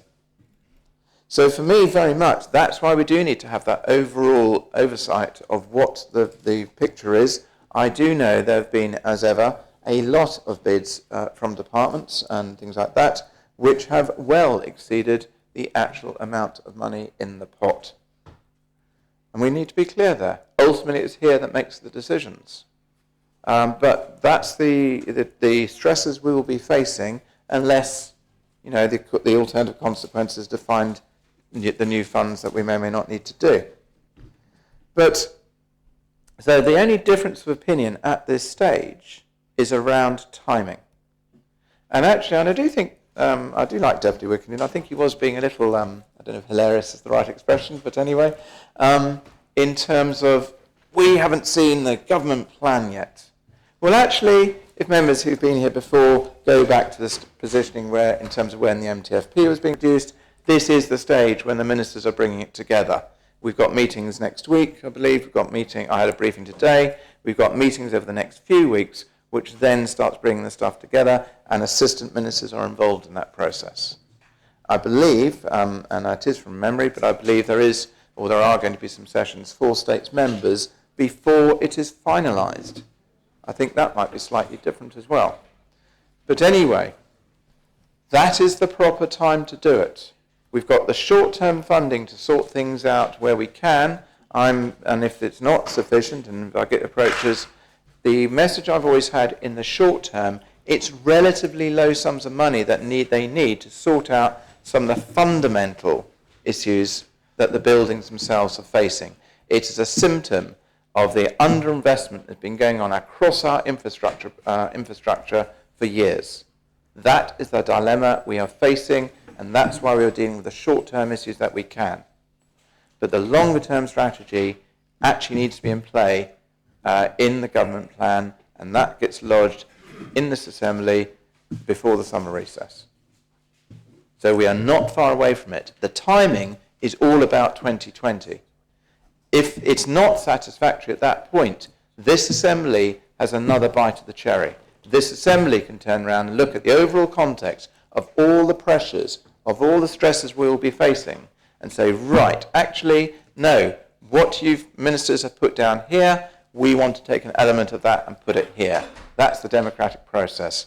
So that's the reason I'm not, unfortunately, able to support this. It is slightly too early in the process. We're only talking a matter of months.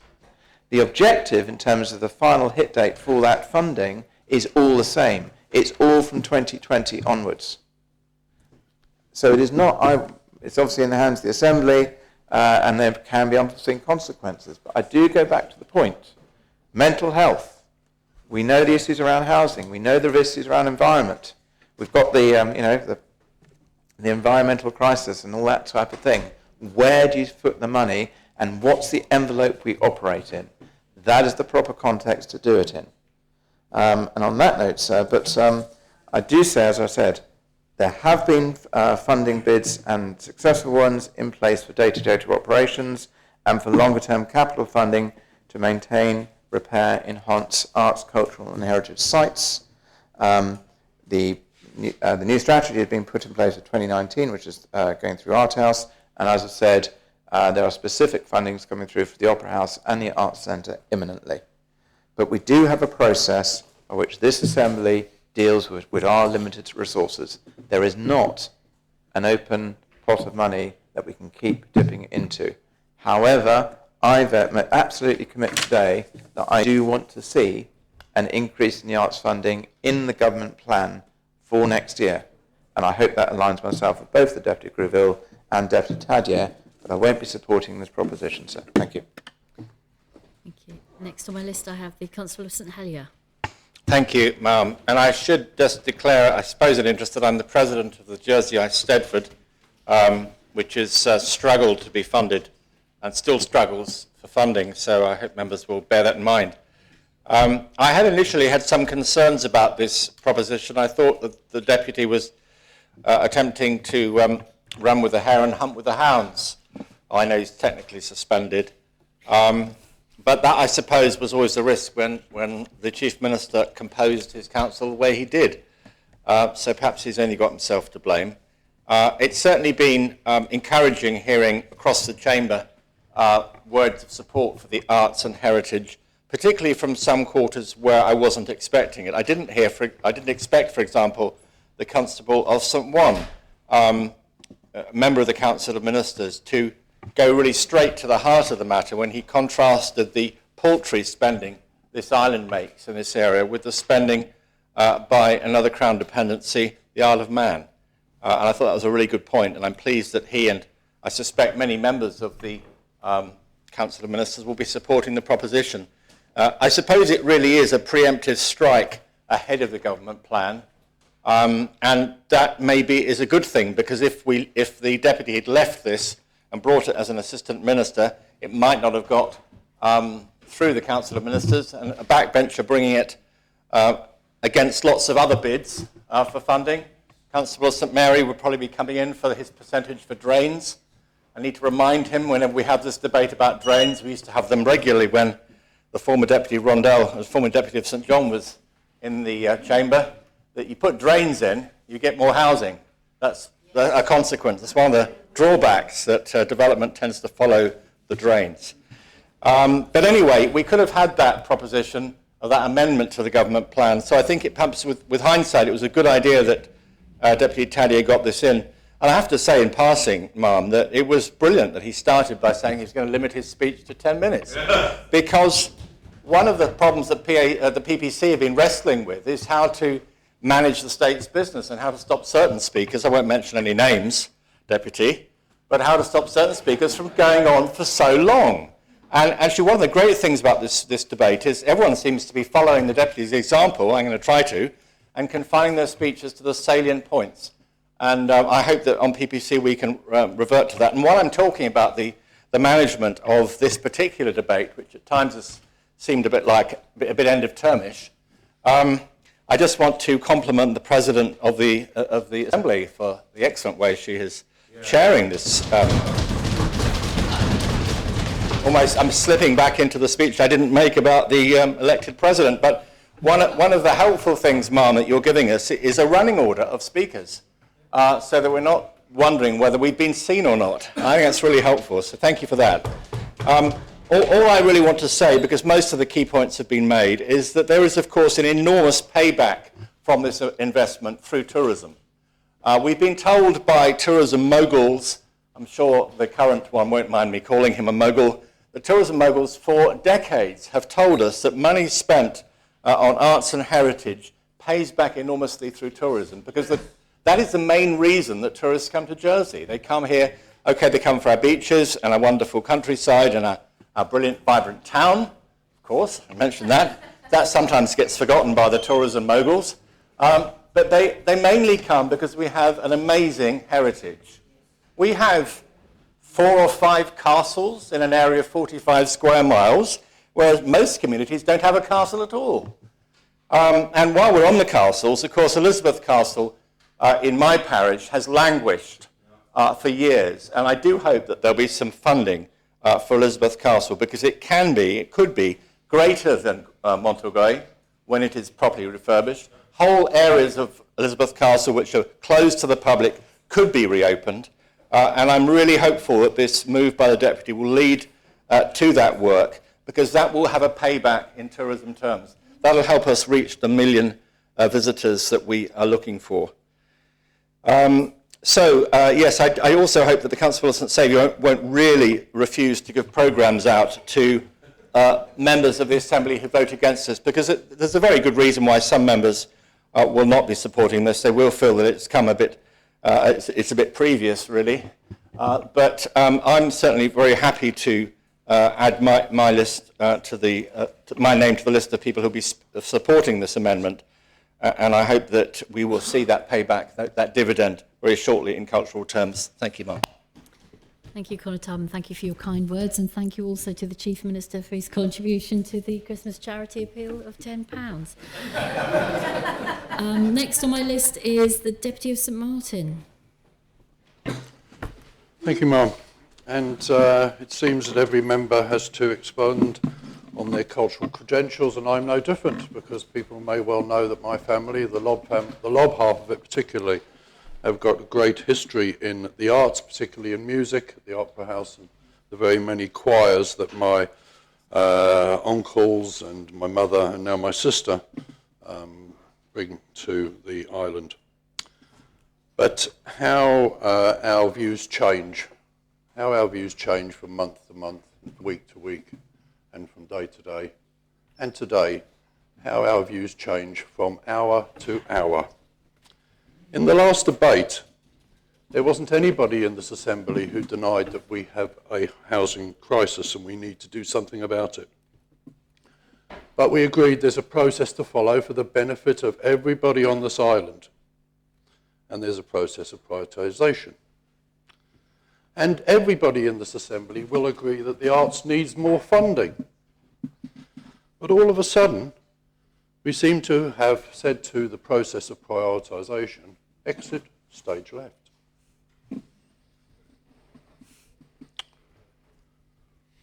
In the last debate, we decided we needed to wait for the island plan. That was the proper way to do it. And to my view, what we need to do here is to wait for the government plan. It's only going to be a few weeks. The island plan's many, many months away. But the government plan isn't. What will we do in those few weeks when we find we're $1 million or so short for mental health, but we've already spent it? What will we do in those few weeks when we find we're a few £1 million short for those environmental commitments we guaranteed we would make earlier this week?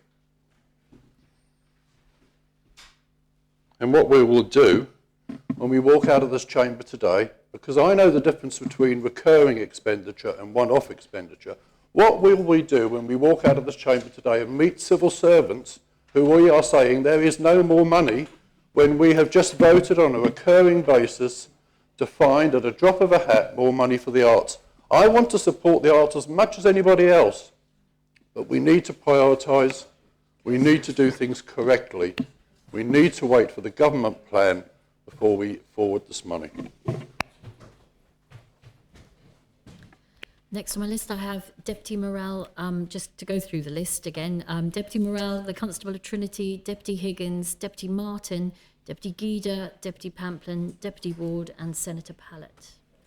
So, Deputy Morrell. Thank you, Mark. I do agree with Deputy of St Martin when he says about the importance of following the procedure, and I appreciate how awkward it is for the Treasury Minister and the Chief Minister when the Assembly keeps throwing them and say spend 1% on this and spend a couple of % on this. But I think we also have to set that this year in the context of decades and decades of underinvestment. That's the trouble, and I feel that there is a mistrust here, not specifically with this Council of Ministers. It is with underinvestment over the years, and I'm sure we have probably heard Chief Ministers and Treasury Ministers and other deputies and constables and senators across the Assembly tell us how important the arts are and how much they want to invest in them. And then when it comes to actually finalising that MTFP or that government plan or that annual budget, I just cut that little bit off the bottom of the arts because that's the easy one to cut.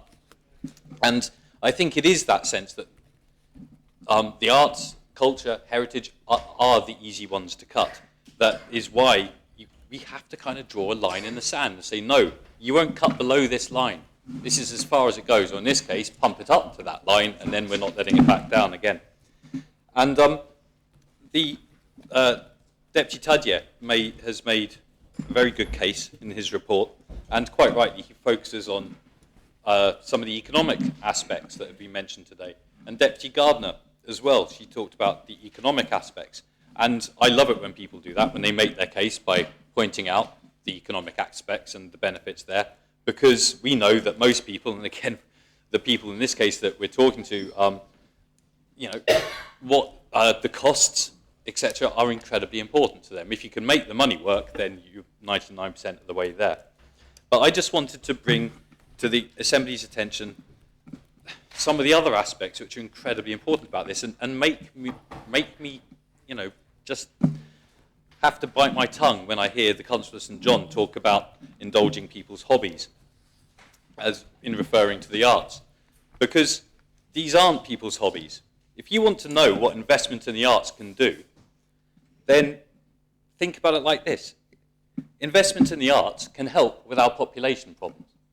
Investment in the arts can help with our population problems because I tell you now, because I've experienced this myself and why I looked long and hard for work, but because I'm a Channel Islander, I wasn't allowed to work in Europe and I had no intention of working in the UK, so I did come back here in the end.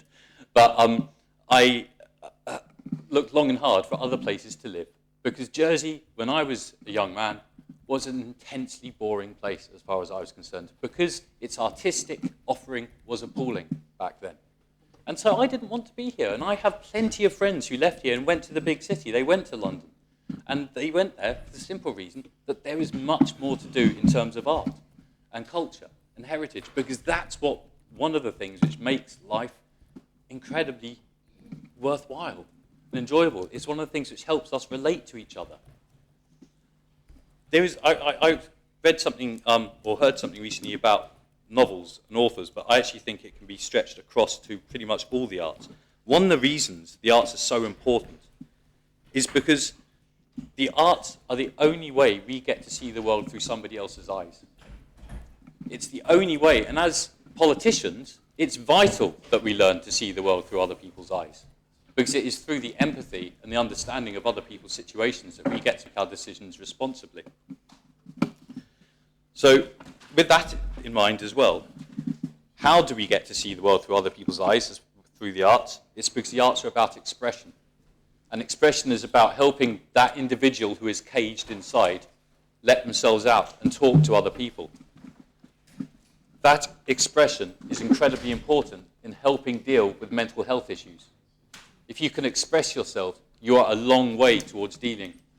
If you have a mental health problem, it is going to help you deal with that. And it is going to help you stay away from mental health problems, for want of a better word. Terrible way of phrasing that, I do apologise, if you're able to express yourself.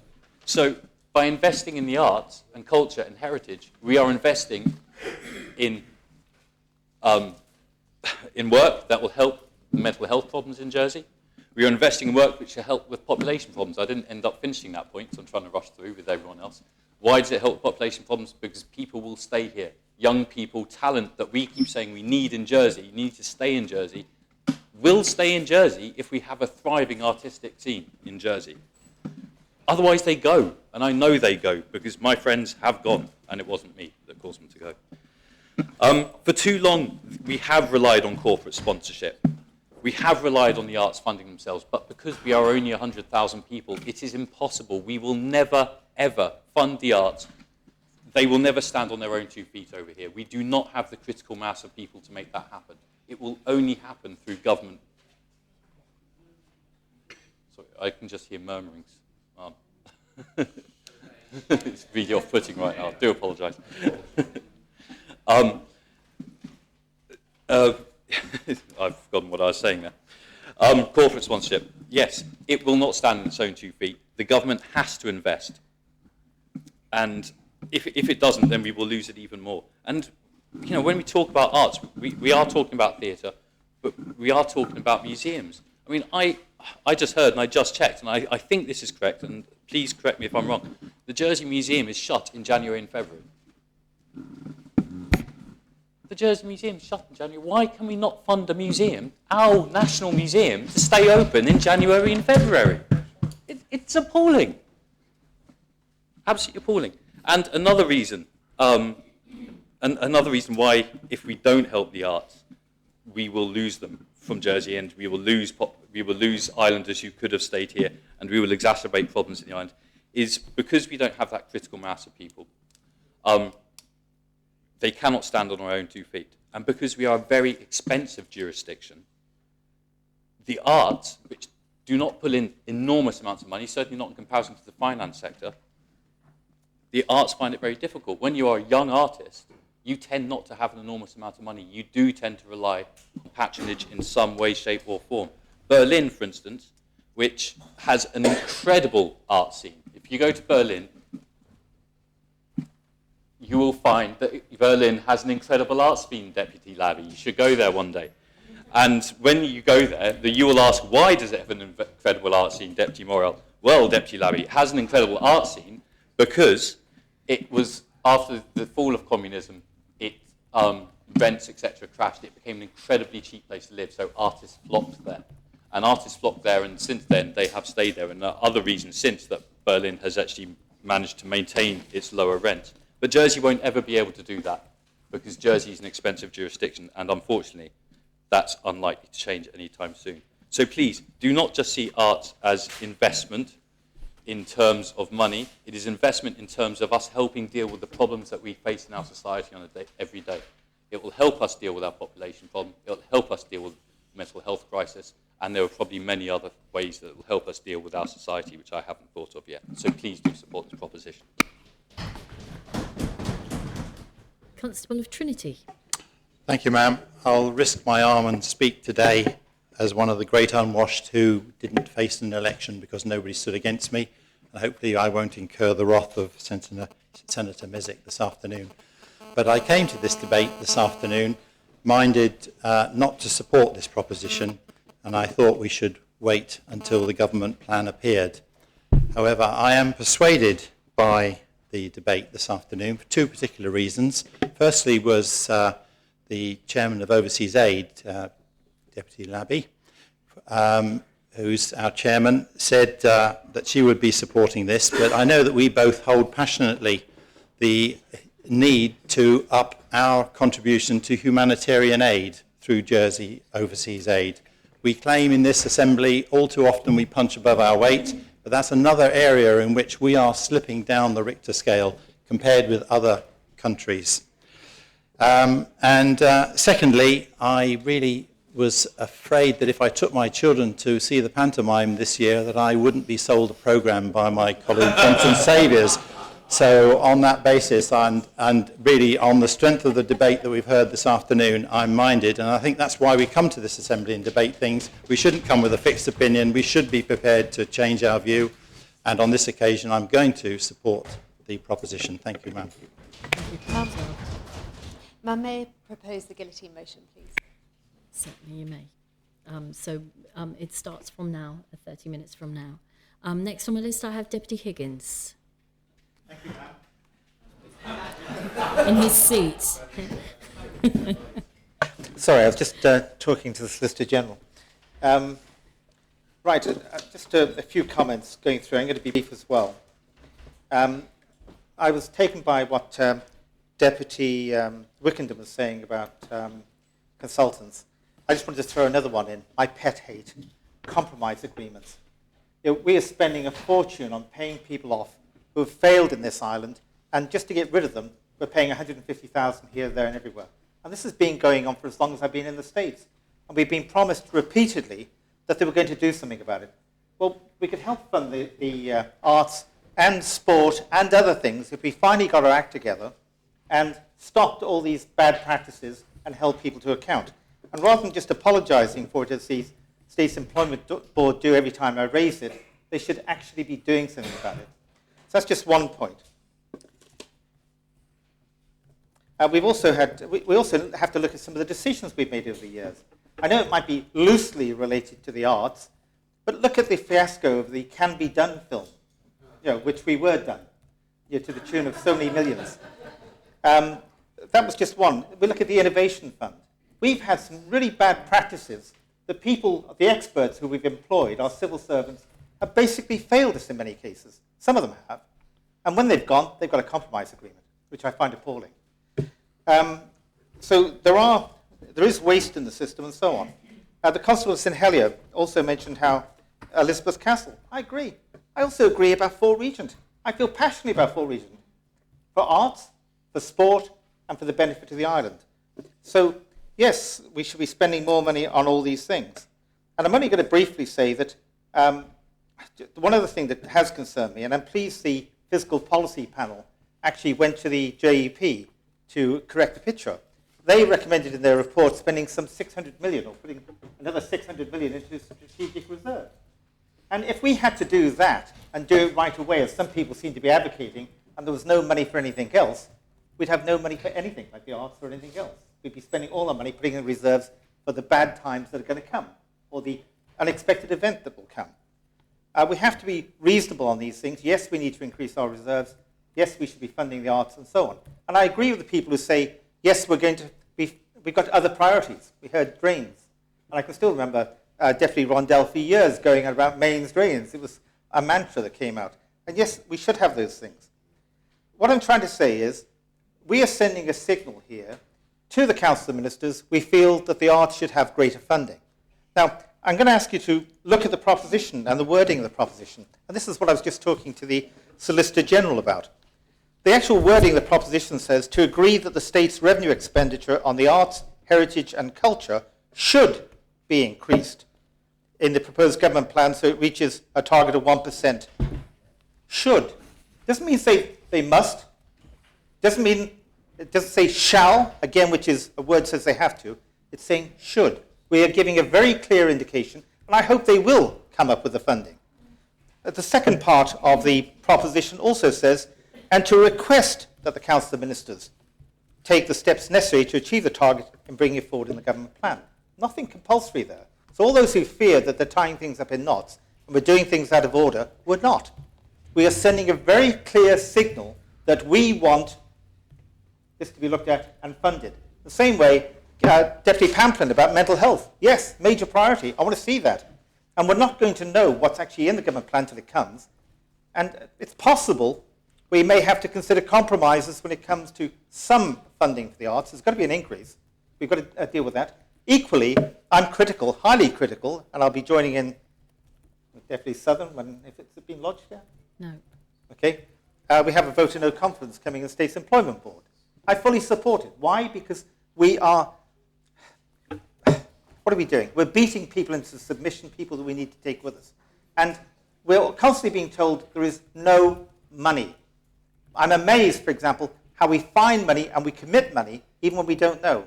There was a discussion going on in the coffee room a few days ago about some of the contingencies that the Treasury Minister has been signing off. We've had 5 million here, 6 million here, and so on. And the mantra is, we shouldn't be committing ongoing costs. Some of these commitments that have been signed off are going to result in another 5 million next year. It isn't just the 1 year in isolation. There are other things that we're going to be paying for. So what I'm trying to say is you can't take anything at face value here. This proposition is sending a signal to the Council of Ministers. We believe the arts are important. We believe they should have an increase in it. But when the government plan comes together, yes, we may have to make some compromises, whether it be on this or on other things, maybe the Council of Ministers thinks are important, which we don't. And that's when the real debate will take place. So what I'm trying to say at the moment is, let's not get hung up on this, that we're committing it. We're sending a very clear signal what we want, and we may get back to this fight when the government plan comes, but we've got to do it with the knowledge of the other things and the different priorities. Anyway, thank you, ma'am. Deputy Martin. Thank you, ma'am. And I'll be as brief as I can. Just to start off about the comparison with the Isle of Wight, well, I know the Isle of Wight definitely go to the National Lottery and have a lot of that millions of pounds put in. And I've got a feeling, although they are slightly different to us, I think the Isle of Man can, and I'd like the Deputy to, because it says the Isle of Man Heritage Lottery Fund Programme Expenditure. So I think they do. But I was listening to, it's one of them, it looks like that, you know, I would hate to upset the Constable St Saviour and my fellow deputy in number 1, Deputy Labby. They are absolutely passionate about the arts, and I'm not saying I'm not. I'm just saying, Deputy Morell said, arts are things that you can see through other people's eyes, or they give you extra vision. Today, ma'am, I'm voting here completely blind if I vote for this. I was asked an oral question on Tuesday. I wasn't able to answer it. It was about funding and making GPs cheaper, basically, for people on income support and just above. And I had the answer. I went through it with my assistant minister. We're working. We've met the GPs now 6 times in probably 8 or 9 weeks. We are working with health. We want to do this. The second part of the first answer was, but this will come at a cost. It will come at a cost, and it's not in the budget.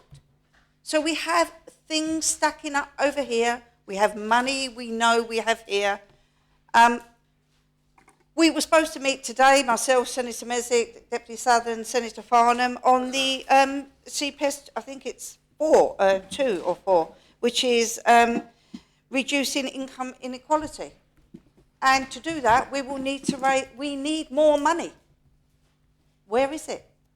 So it's fine, Deputy Higgins gave you an example. Well, you can vote for this today because actually it's not going to up the arts budget to 7.087 million a year, because that's what it is if you add it up. Basing on the budget of 2016. Now, why has the Deputy picked 2016? His own figures up to last year.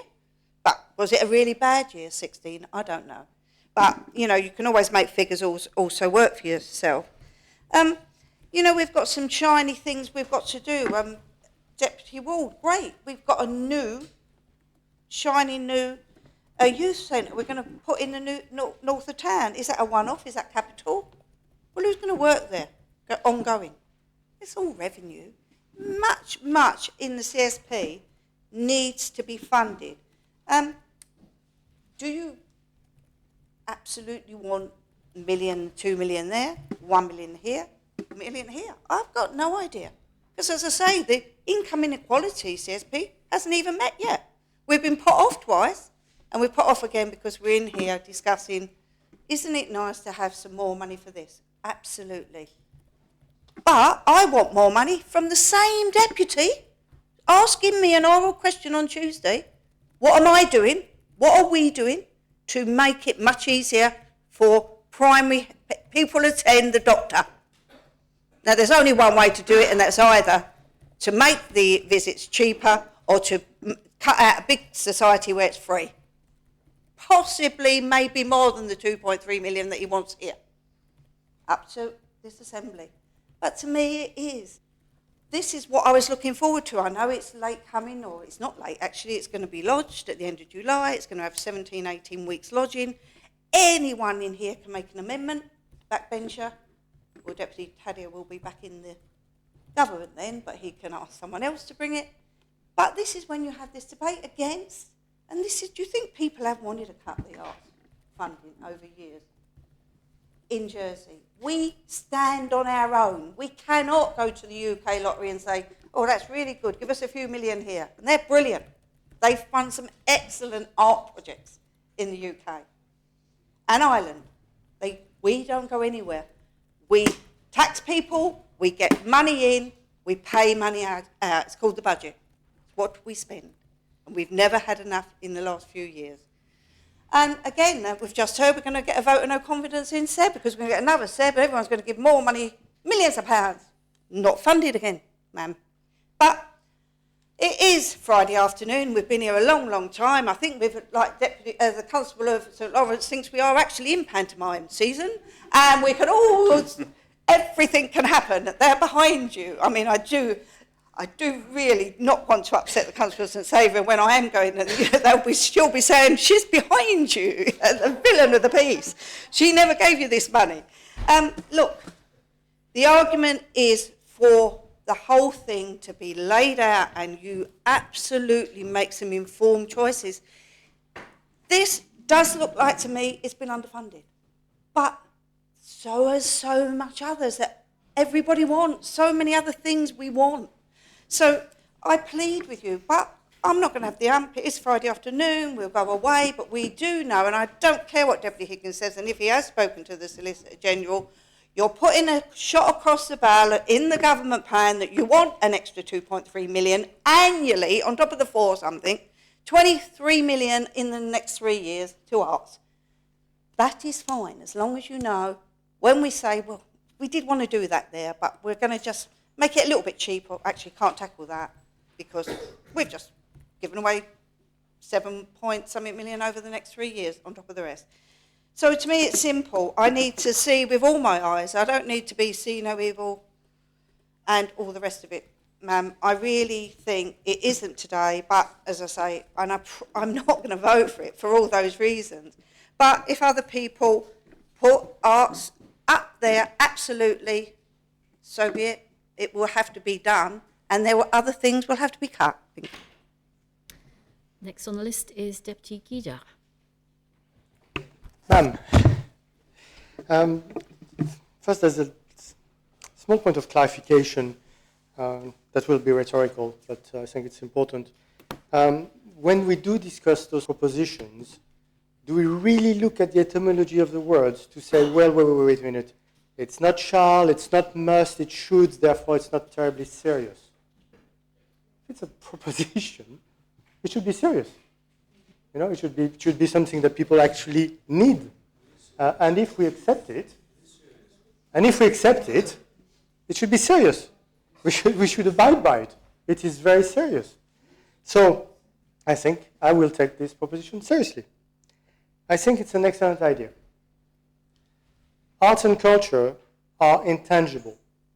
You cannot build a business plan on them. You cannot say, here are the deliverables.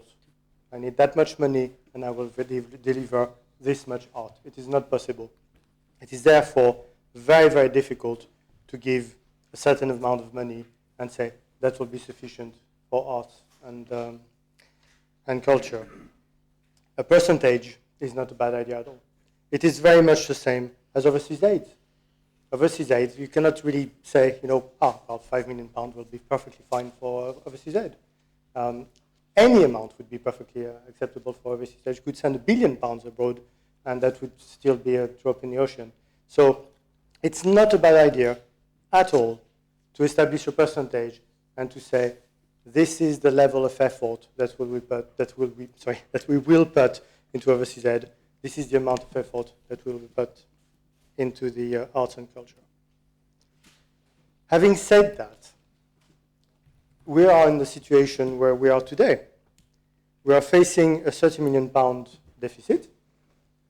We've pledged about £100 million into saving the environment and stopping global warming.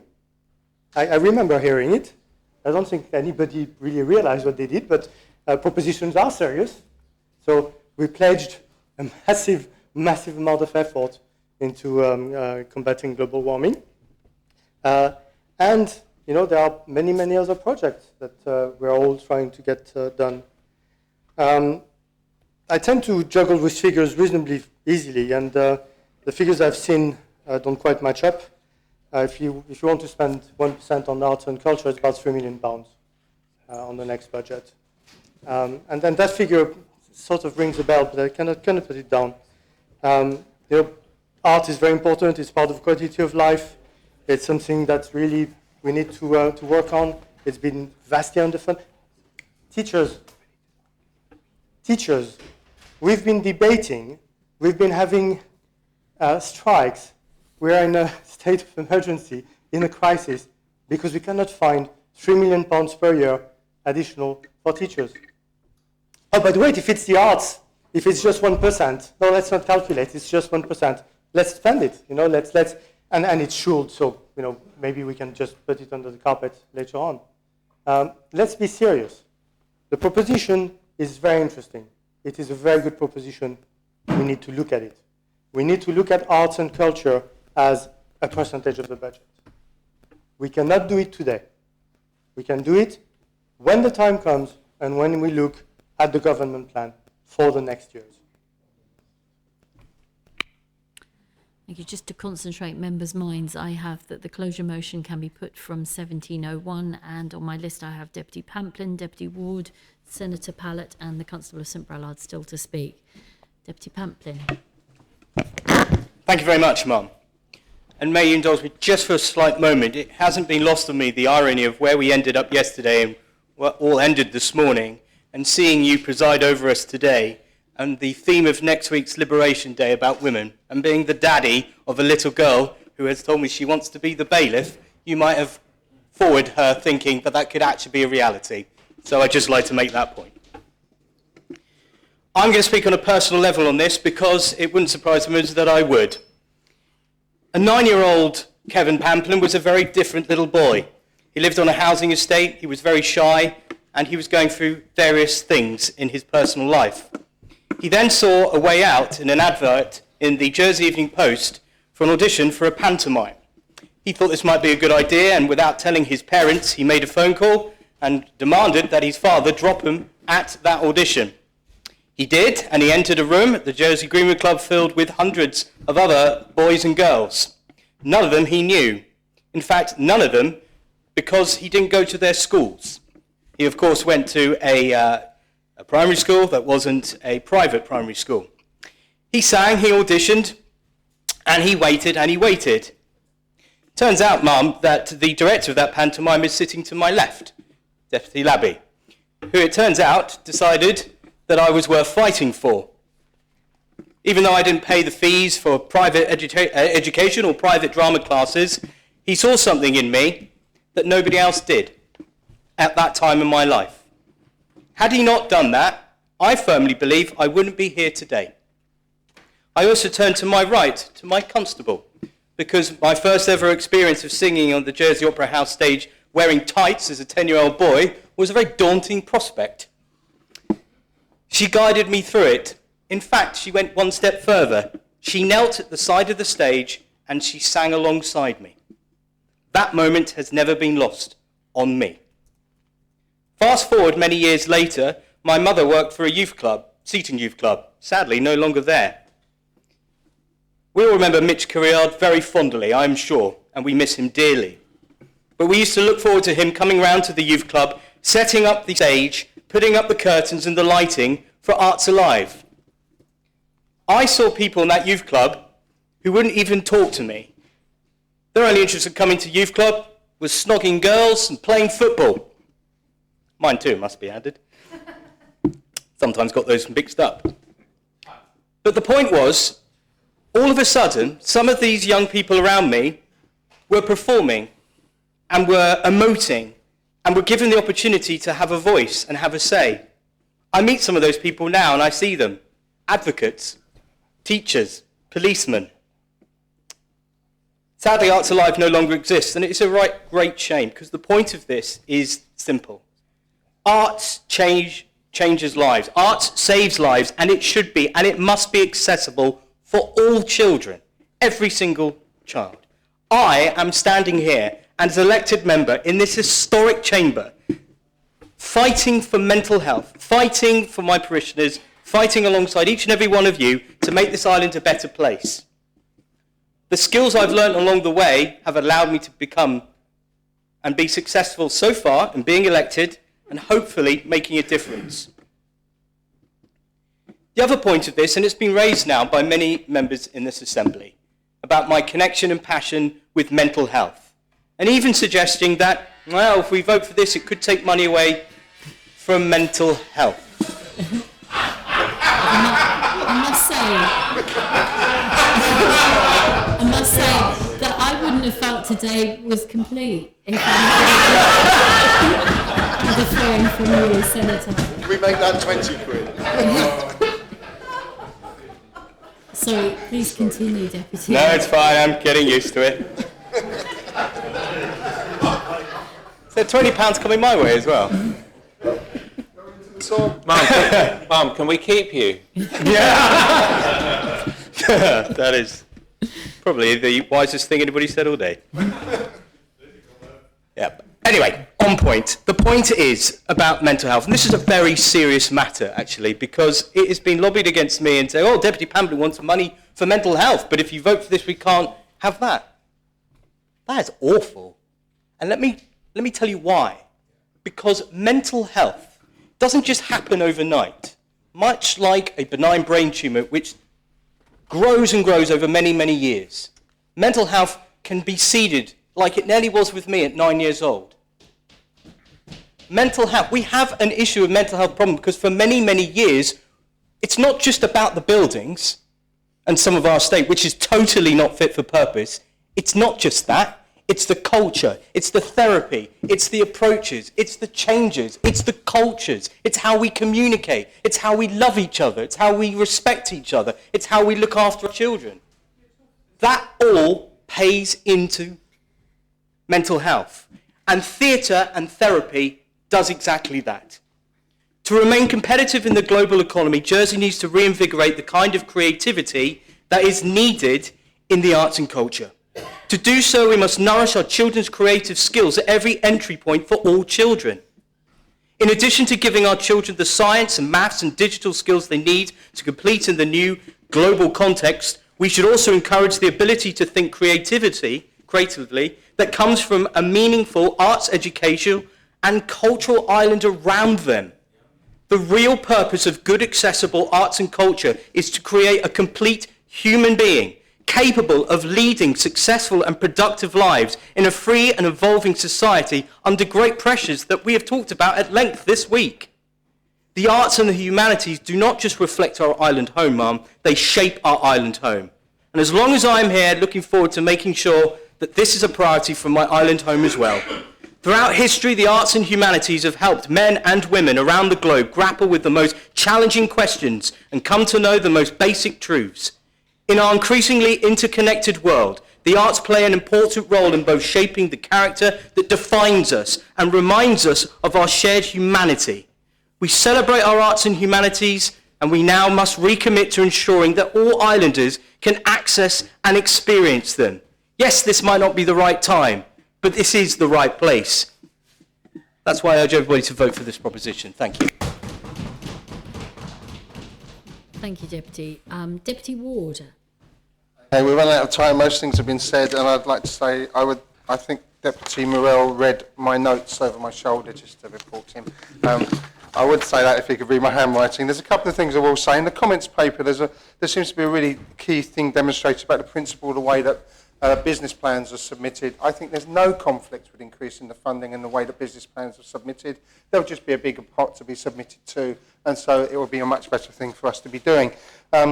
We talk about the museums being shut in the winter. There's a really key thing there. When my children were little, and we used to desperately find something to do with them in the winter, I spent my life at the Maritime Museum with my son and my daughter when she was little, and the museums, and it is an absolute criminal fact that they're closed in the winter. We should be able to fund those on this island. And the arts do give us a richness and a depth to what we have in our society. And they do address tourism, young people returning. That's such a key thing. I want my children to come back and live here. It's unlikely that my daughter come back because she's in the bright lights of Liverpool, which is a phenomenal city and was a city of culture for some time.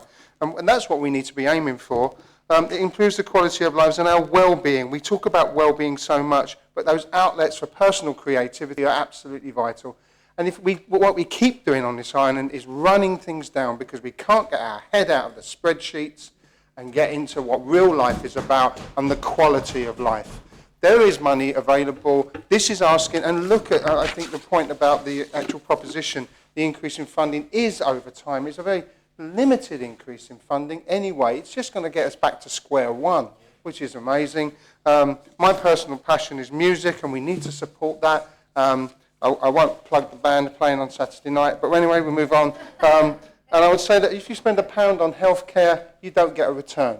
But because in finance terms, you get people better, and that's great, but it's a cost, and we all accept that cost. However, if you spend £1 on the arts, you more than get that money back with the returns that you get in terms of what people spend on the island, and it's got to be seen as an investment that's worth making. So let's pass this proposition, please, and then all move on. Thank you very much.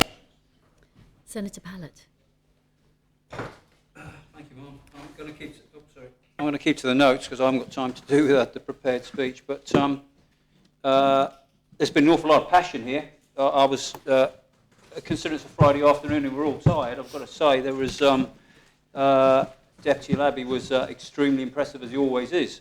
But let's remember we are supporting the sector. This is money over and above what we're doing now. I think we all admit that we need to put more money into this sector. I don't think there's much between anybody in here in terms of what we're trying to achieve. I think it's just how we're going to get there. It's an amazingly important sector. I've come to over my time working with Deputy Tadjer, come to be extremely impressed with not only just his passion for it, but his knowledge of the sector. And working with him has been extremely enjoyable. And it doesn't give me any pleasure, as he knows, because he knows I can't, for reasons that I'm going to go into, I can't. It's very difficult to support this today. But I'm just going to go through a couple of comments by from one or two people. Again, Deputy Young was also very entertaining and very eloquent, as he always is. And I understand his long history in the arts sector. But in the previous debate around housing and the development in St Peter's, a lot of people talked about process.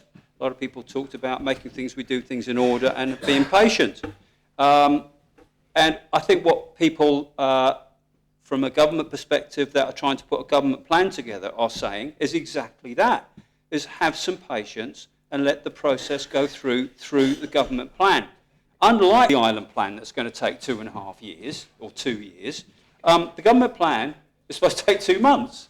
So it's not an awful lot of time to wait to see whether the actual funding is in here. Now, I understand Deputy Tadjer's frustrations because I have the same type of frustrations with sport and ensuring that the same level of fund or adequate levels of funding are given to sport.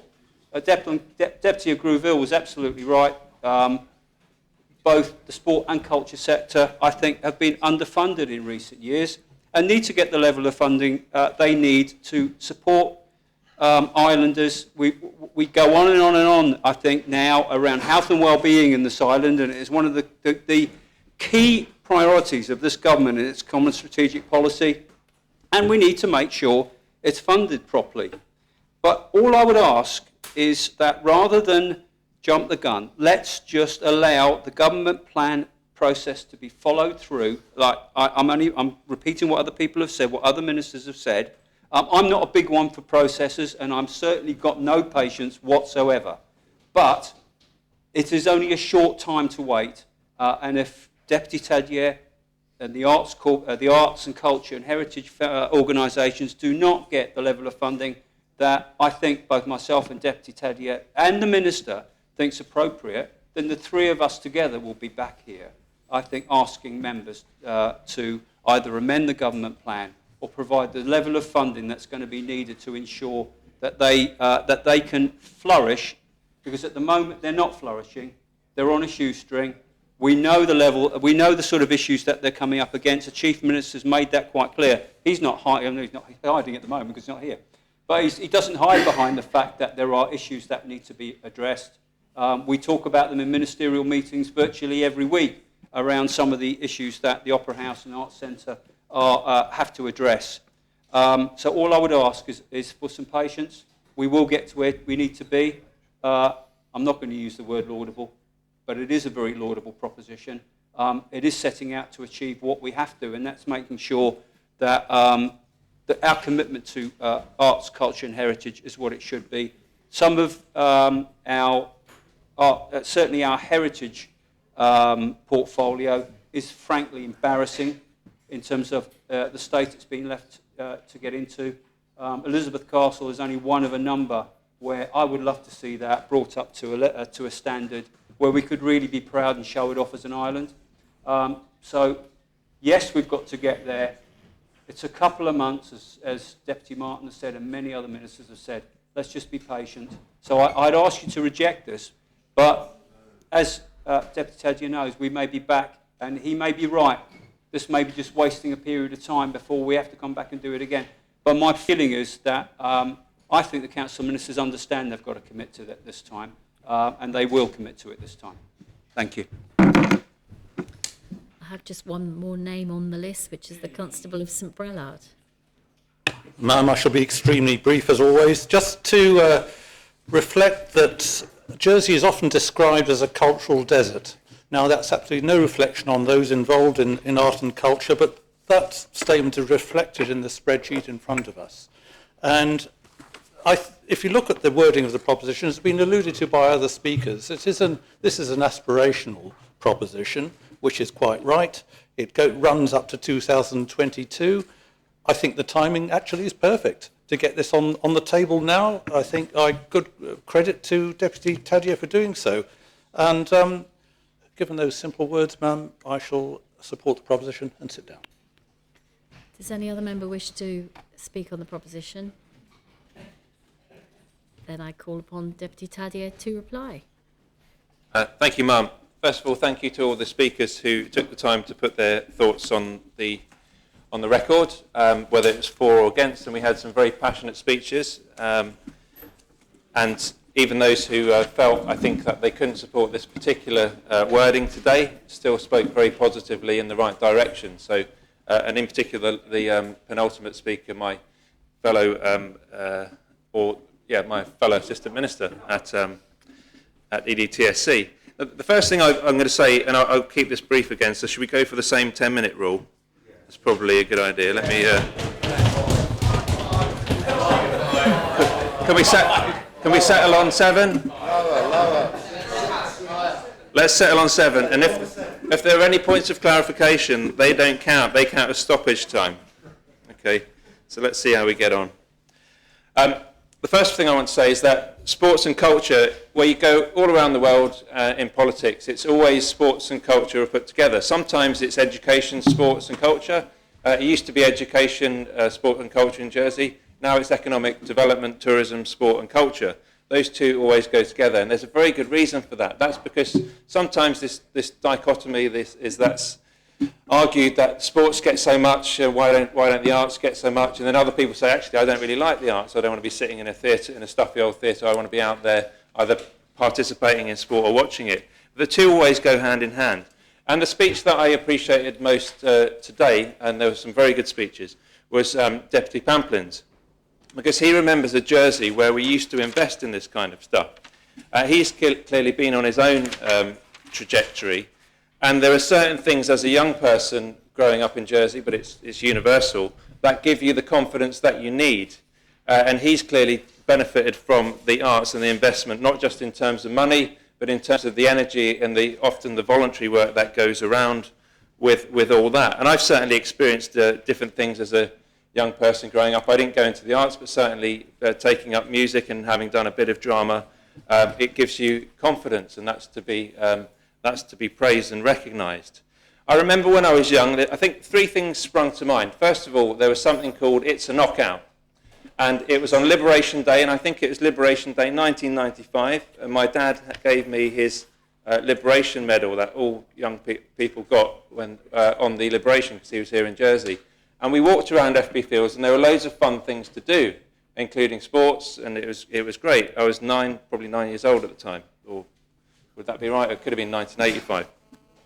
But anyway, I remember that was really fun. That wasn't just sport, that was culture. That was all coming together. It was a great community event, and that was really fun. The second thing I remember is the Sports for All Day, which took place on the Lekeneve playing fields. I don't know how old I was, but we had a house which opened up onto the playing field. So I could just go out there, and there was all sorts of fun stuff going on that you could try. You could try petanque. That was the first time I ever got introduced to it. There were horses that were riding round. Some of them were pulling the char or the chariots or whatever they are behind them. There were bouncy castles. There were trampolines. That's excellent, and it was a really fun initiative. And I think it was sponsored by the JEP at the time, but that doesn't make it any less exciting. And I suspect it wasn't entirely funded by the JEP. I think there would have been an element, no doubt, of money that came from the education department and this is how things work in the industry. There's a combination of funding between governments and between corporations and private sponsorship. And what we've seen in Jersey in the last few years is a diminution over time. That's why these things don't happen anymore. The third thing was this flashcard that I was given as a student. The flashcard entitled all students in Jersey to go to the Jersey heritage sites for free. So you could turn up to the museum, you could turn up to the Maritime Museum Hampton. Hampton's got a particular sentimental reason for me because my late brother helped build that, the granite work up there with another late Eugène Briand, who is a master stonemason. Some people might remember him. And it's a great place. Now, I've been sent an email to answer the question as to why certain institutions like the museum, the Maritime Museum, and also Hampton started closing over the winter. So the Jersey Museum, which is our museum, closes over periods of the winter because in 2010 that was part of the settlement agreement for their cuts. So let's call them what they are. The cuts started in 2010, they persisted to 2016, and the reason, Deputy Martin, that it only goes up to 2016 is because the report, they used that period. The report reported back in 2018 and they've done it on that period. So there's nothing malevolent or sneaky going on. I'm just basing it on the figures that they've got. Now, I've been in talks with Jersey Museum to ask at a high level, because obviously I'm a socialist and I want to give all the money away, tongue-in-cheek. I've asked them what it would cost if we wanted to open up all the Jersey heritage sites for free for everyone. Now, I haven't got that figure to hand. It's not as much as you would think. But if that's not what I'm proposing now, what I would like to do and what the Heritage have suggested is that at least the Jersey Museum should be free of charge for everyone. And we can talk about when it's opening. I think that we should also make sure we've got cultural offerings the whole year round for tourists, because we want to get tourists here, not just in the summer months, we want them in the shoulder months. But you need chicken and egg. There's no point in doing that if you've got nothing to see. And you need to invest in that in order to make sure you've got things for the tourists to do. So that's where we're at. And the precedent of that is that in the Isle of Man, they keep their National Museum free of charge. The other places you have to charge for. So if you go and see their Dixie Wheel, you pay for it. If you come to Jersey, you'll probably have to go and pay to visit Gorey Castle. But it's worth doing that. It's a beautiful castle. You don't get many medieval castles of that calibre around the world. So I'm going to limit it to those points. There are probably lots of other points I would make. But finally, what I would say is that let's look at a couple of things that other places do.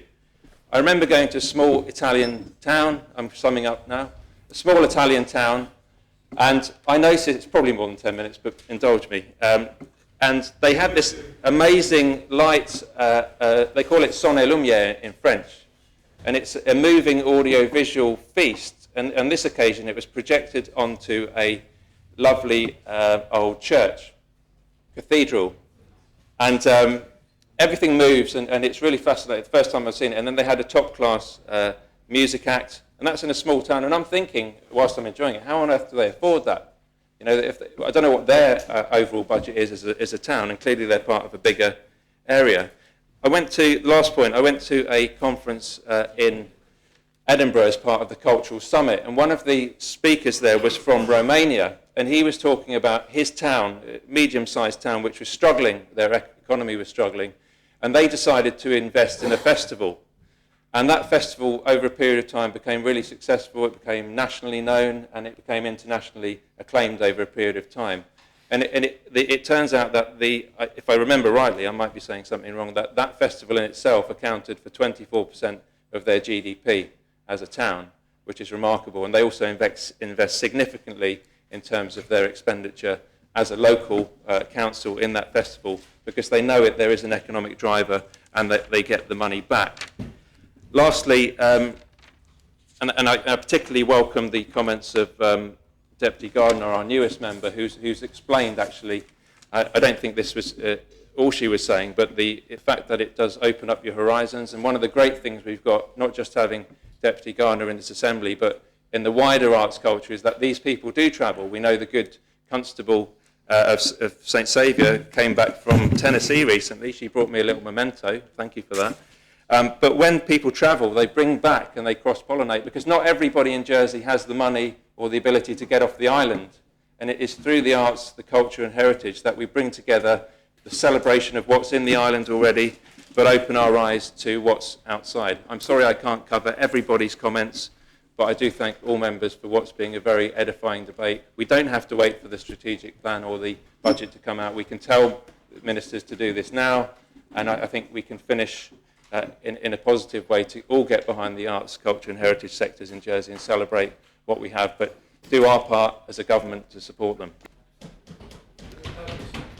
The appel has been called for, and members are invited to return to their seats. And I ask the greffier to open the voting.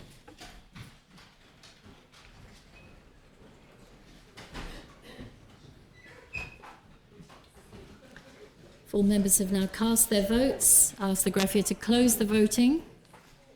And I can announce that the proposition has been adopted. There are 27 votes pour, 15 votes contre, and no abstentions.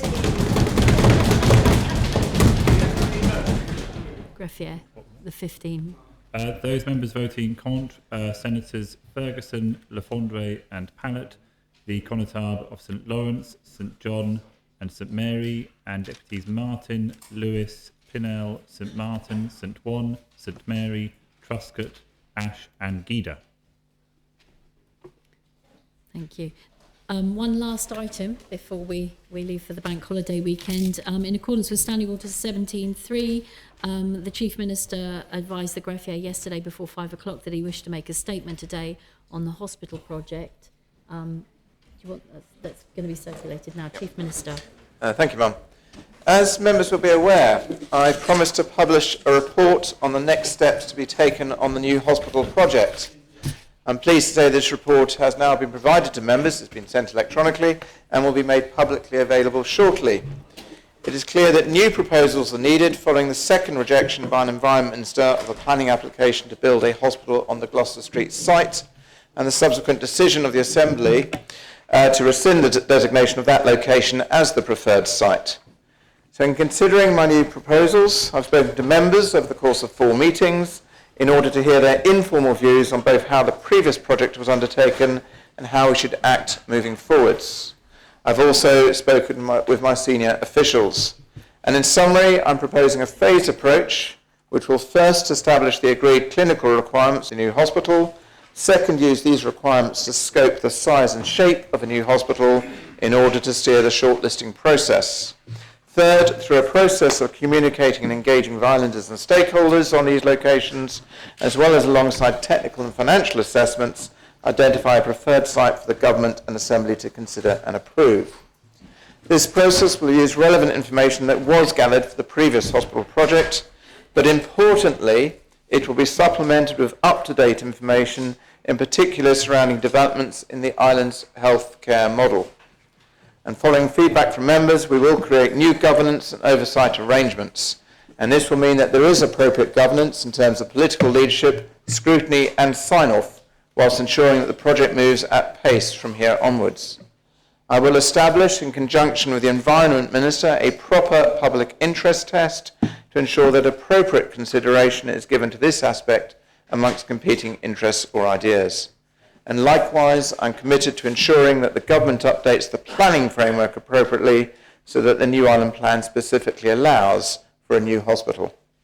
This will be subject to appropriate consultation, scrutiny and debate by the Assembly.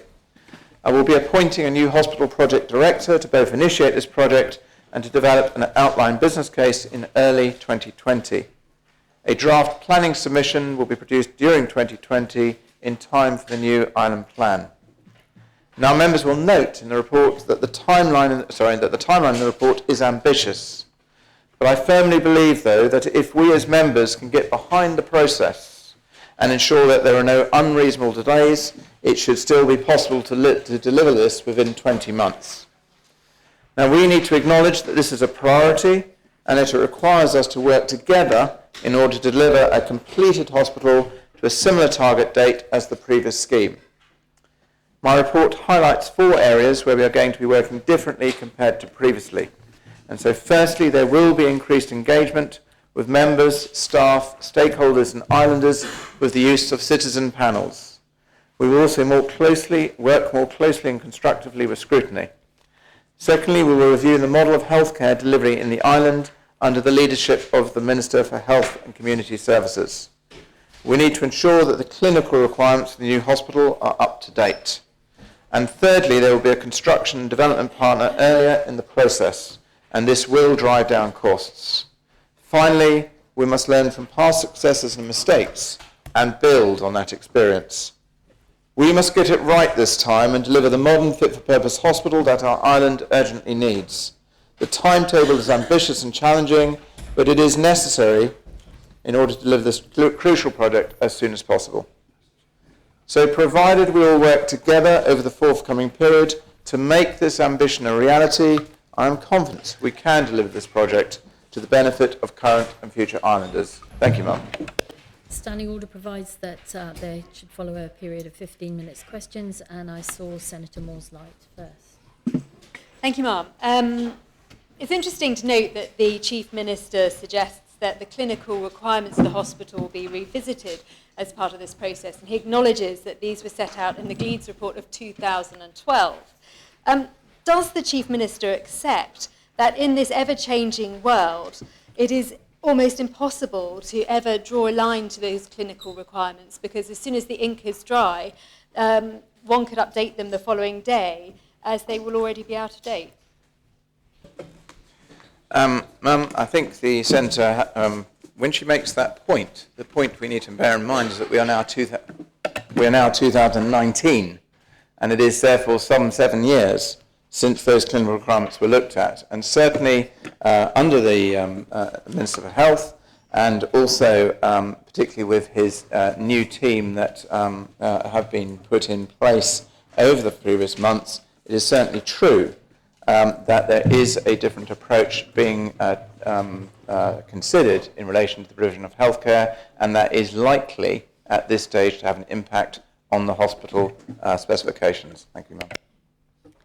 So Deputy Southern, and then the Yes, sir. In terms of financing, will the financing involve any form of PFI whereby the upfront immediate costs are reduced, but we end up paying for the next 30 years?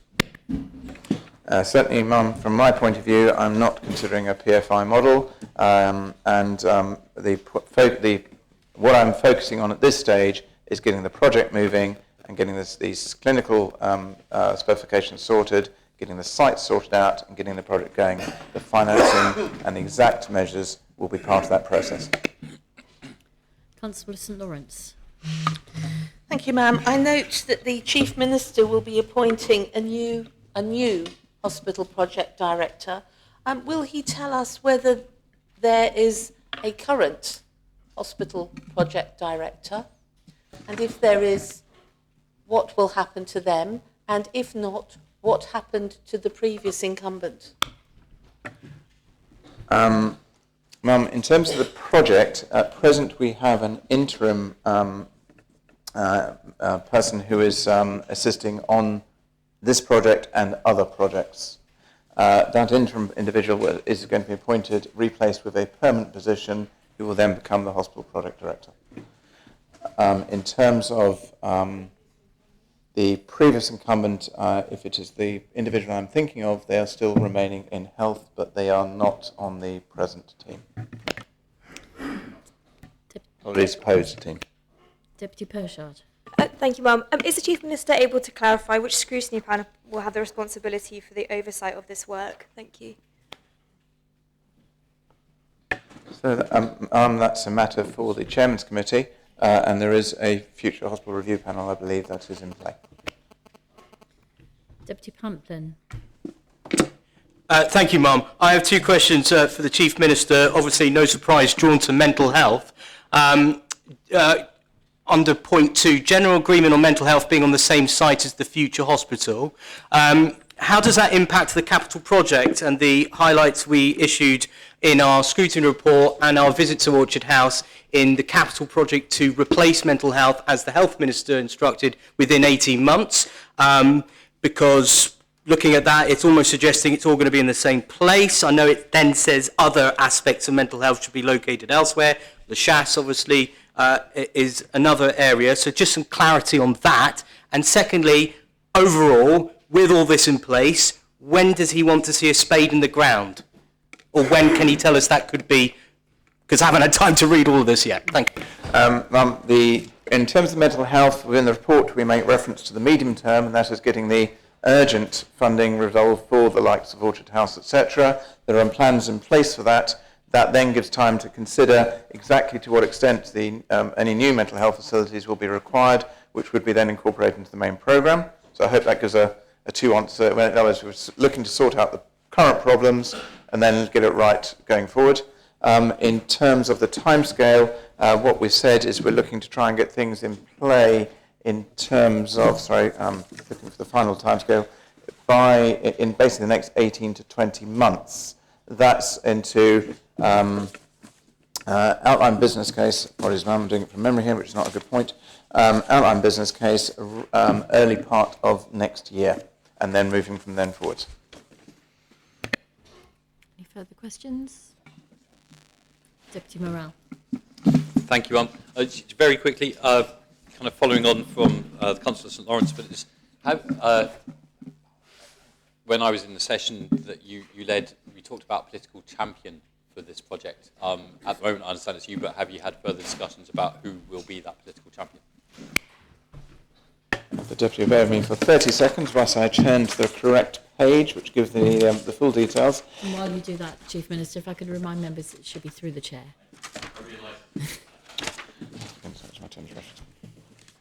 It's okay. The ma'am, even right, just to make sure I don't miss anybody else. So the chairman of the Political Oversight Group will be the Deputy Chief Minister, Senator Farnham. Essentially the Vice Chair, if you like, the political champion, is going to be the Assistant Minister for Health and Infrastructure, the Deputy for Trinity. My Assistant Minister, Conatav of St John, will sit on there to a certain stage. Obviously, the Minister for Health and Community Services and the Minister of Infrastructure will be there, the Assistant Treasury Minister, the Deputy St Peter, and the Conatav of Trinity. And I'm also waiting feedback from a couple of other members to give a balance on the mum. Very well. Sorry, Senator Moore. Yeah. What evidence does the Chief Minister have that he can meet the timeline that's been set out in this report? That has been a subject of discussion at official level and even within the ministers. And the experience of the officials involved says, although it is, as I've said, an ambitious timetable, they believe it is achievable with their experience. Part of that is about doing things differently, and part of that is making sure we do things in parallel rather than just sequentially. Sorry, I had absolutely no idea what that meant. Could we have the evidence, please?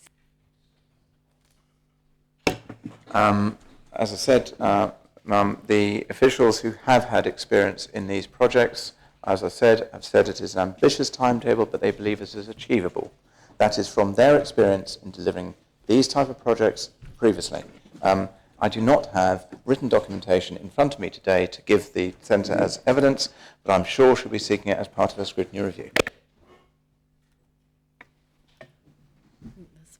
Senator, do you have a further question? I could ask many more questions, ma'am, if nobody else in the Assembly wishes to. Sorry, I hadn't seen the light of the Deputy of St Martin. Thank you, ma'am. Does the Chief Minister intend to shortcut the planning process?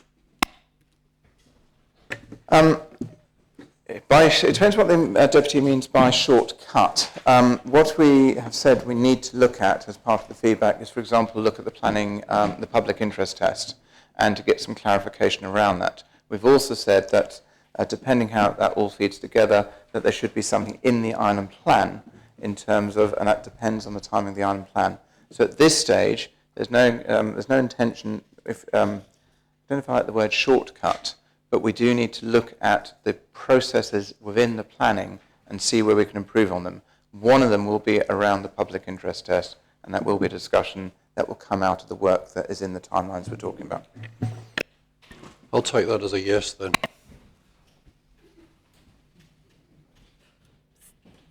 Any more questions for the Senator? Senator Pallett. I just wonder if the Chief Minister could tell me or tell the Assembly what he's putting in place to ensure that the thoughts, views of clinicians and senior staff at the hospital are part of the future planning process. We are very clear. Thank you. I do thank the Centre, actually. we were very clear that proper public engagement, but particularly staff engagement, has got to be done in this matter, and there will be a procedure in place. What I'm envisaging is that as the political oversight group comes together, they will issue certain steps publicly which will say this is what we're going to do. Senator Ferguson. Thank you, sir. Will the Chief Minister assure us that the project director who will be appointed for this project has a suitable amount of technical experience and be either in the construction of large buildings and projects, so that we can actually do something oh dear, sorry about that. No, that we can actually get this project going properly. That discussion has already been had, ma'am, and absolutely. Constable St Brelard. Just briefly, ma'am, I would like to take the opportunity of congratulating the Chief Minister on getting to this stage. A lot of the problem with the previous propositions was lack of communication, and I feel as an Assembly we're going in the right direction with this, and I look forward to it progressing further at a similar pace. And your question? Sorry, your question, Constable. Would he kindly agree? Absolutely. I really do thank the Connotab for those comments. It is welcome. This is a point. It is a step forward. And I hope from now going forward, we've said it's an ambitious timetable. We put a degree of thought in getting the political oversight group together and starting to get the structures at the officer level sorted out. That will continue. And I really do hope and want a different approach to how it's going through. This is step one, and I thank and absolutely agree with the Connotab. Thank you, sir. Are there any further questions? Very well. Then that concludes public business for this meeting, and I invite the Chairman of PPC to propose the arrangement of public business for future meetings. Ma'am, as matters stands, I have only 2 additions to the arrangement of business published on the consolidated order paper. Draft Human Transplantation and Anatomy Appointed Day Act and Regulations P48 2019 and 49 respectively. I'd like to advise the Assembly that PPC will not be taking P46, Reform of the Composition and Election of the States, on the 4th of June. That will be taken later. I'll advise members as soon as we've fixed a date, just so that the consultation and information process can continue. And I don't have information about a proposed vote of no confidence which has been lodged, but Deputy Mark. Lodged as yet. It has not been lodged. Still In which case, I propose the arrangement of public business. Ma'am. Sorry, can I just give notice? I'll give a date later that P47 is unlikely to be on the 4th of June, but it will be put later back. So if we're told it's in the pipeline, when will it be discussed? I only ask this because myself, the Constable of St Heliers, St Brelars and Deputy Ward will be not here on the 21st. We're in Guernsey, which you know, ma'am, Yes, but yeah. it's, it's if there's a vote of no confidence, it's normally on the next state sitting. It's, ridiculous to absolutely leave right, it over and- on the 4th. And it's usually the first item, but at this moment in time, we have no matter lodged at present. Ma'am, may I ask the Chairman of PPC, please, to give an indication of when he will be bringing forward his proposition on the reform of the Constitution of the States? Is it going to be before the summer recess? Is it going to be afterwards? An indication, I think, would be extremely helpful, ma'am. That's the question. That is the $64 million question. Could I just ask for forbearance for 48 hours so I can consult with my committee, and I will email the Constable and the rest of members when we have a date. Very well. Then the stand... Propose the adjournment, Mark? Yes, the adjournment has been proposed. The States stand adjourned until 9th of May, when we'll be meeting for the Liberation Day celebrations at 10:30. Members should be in their seats by 10:15. The States stand adjourned until next week.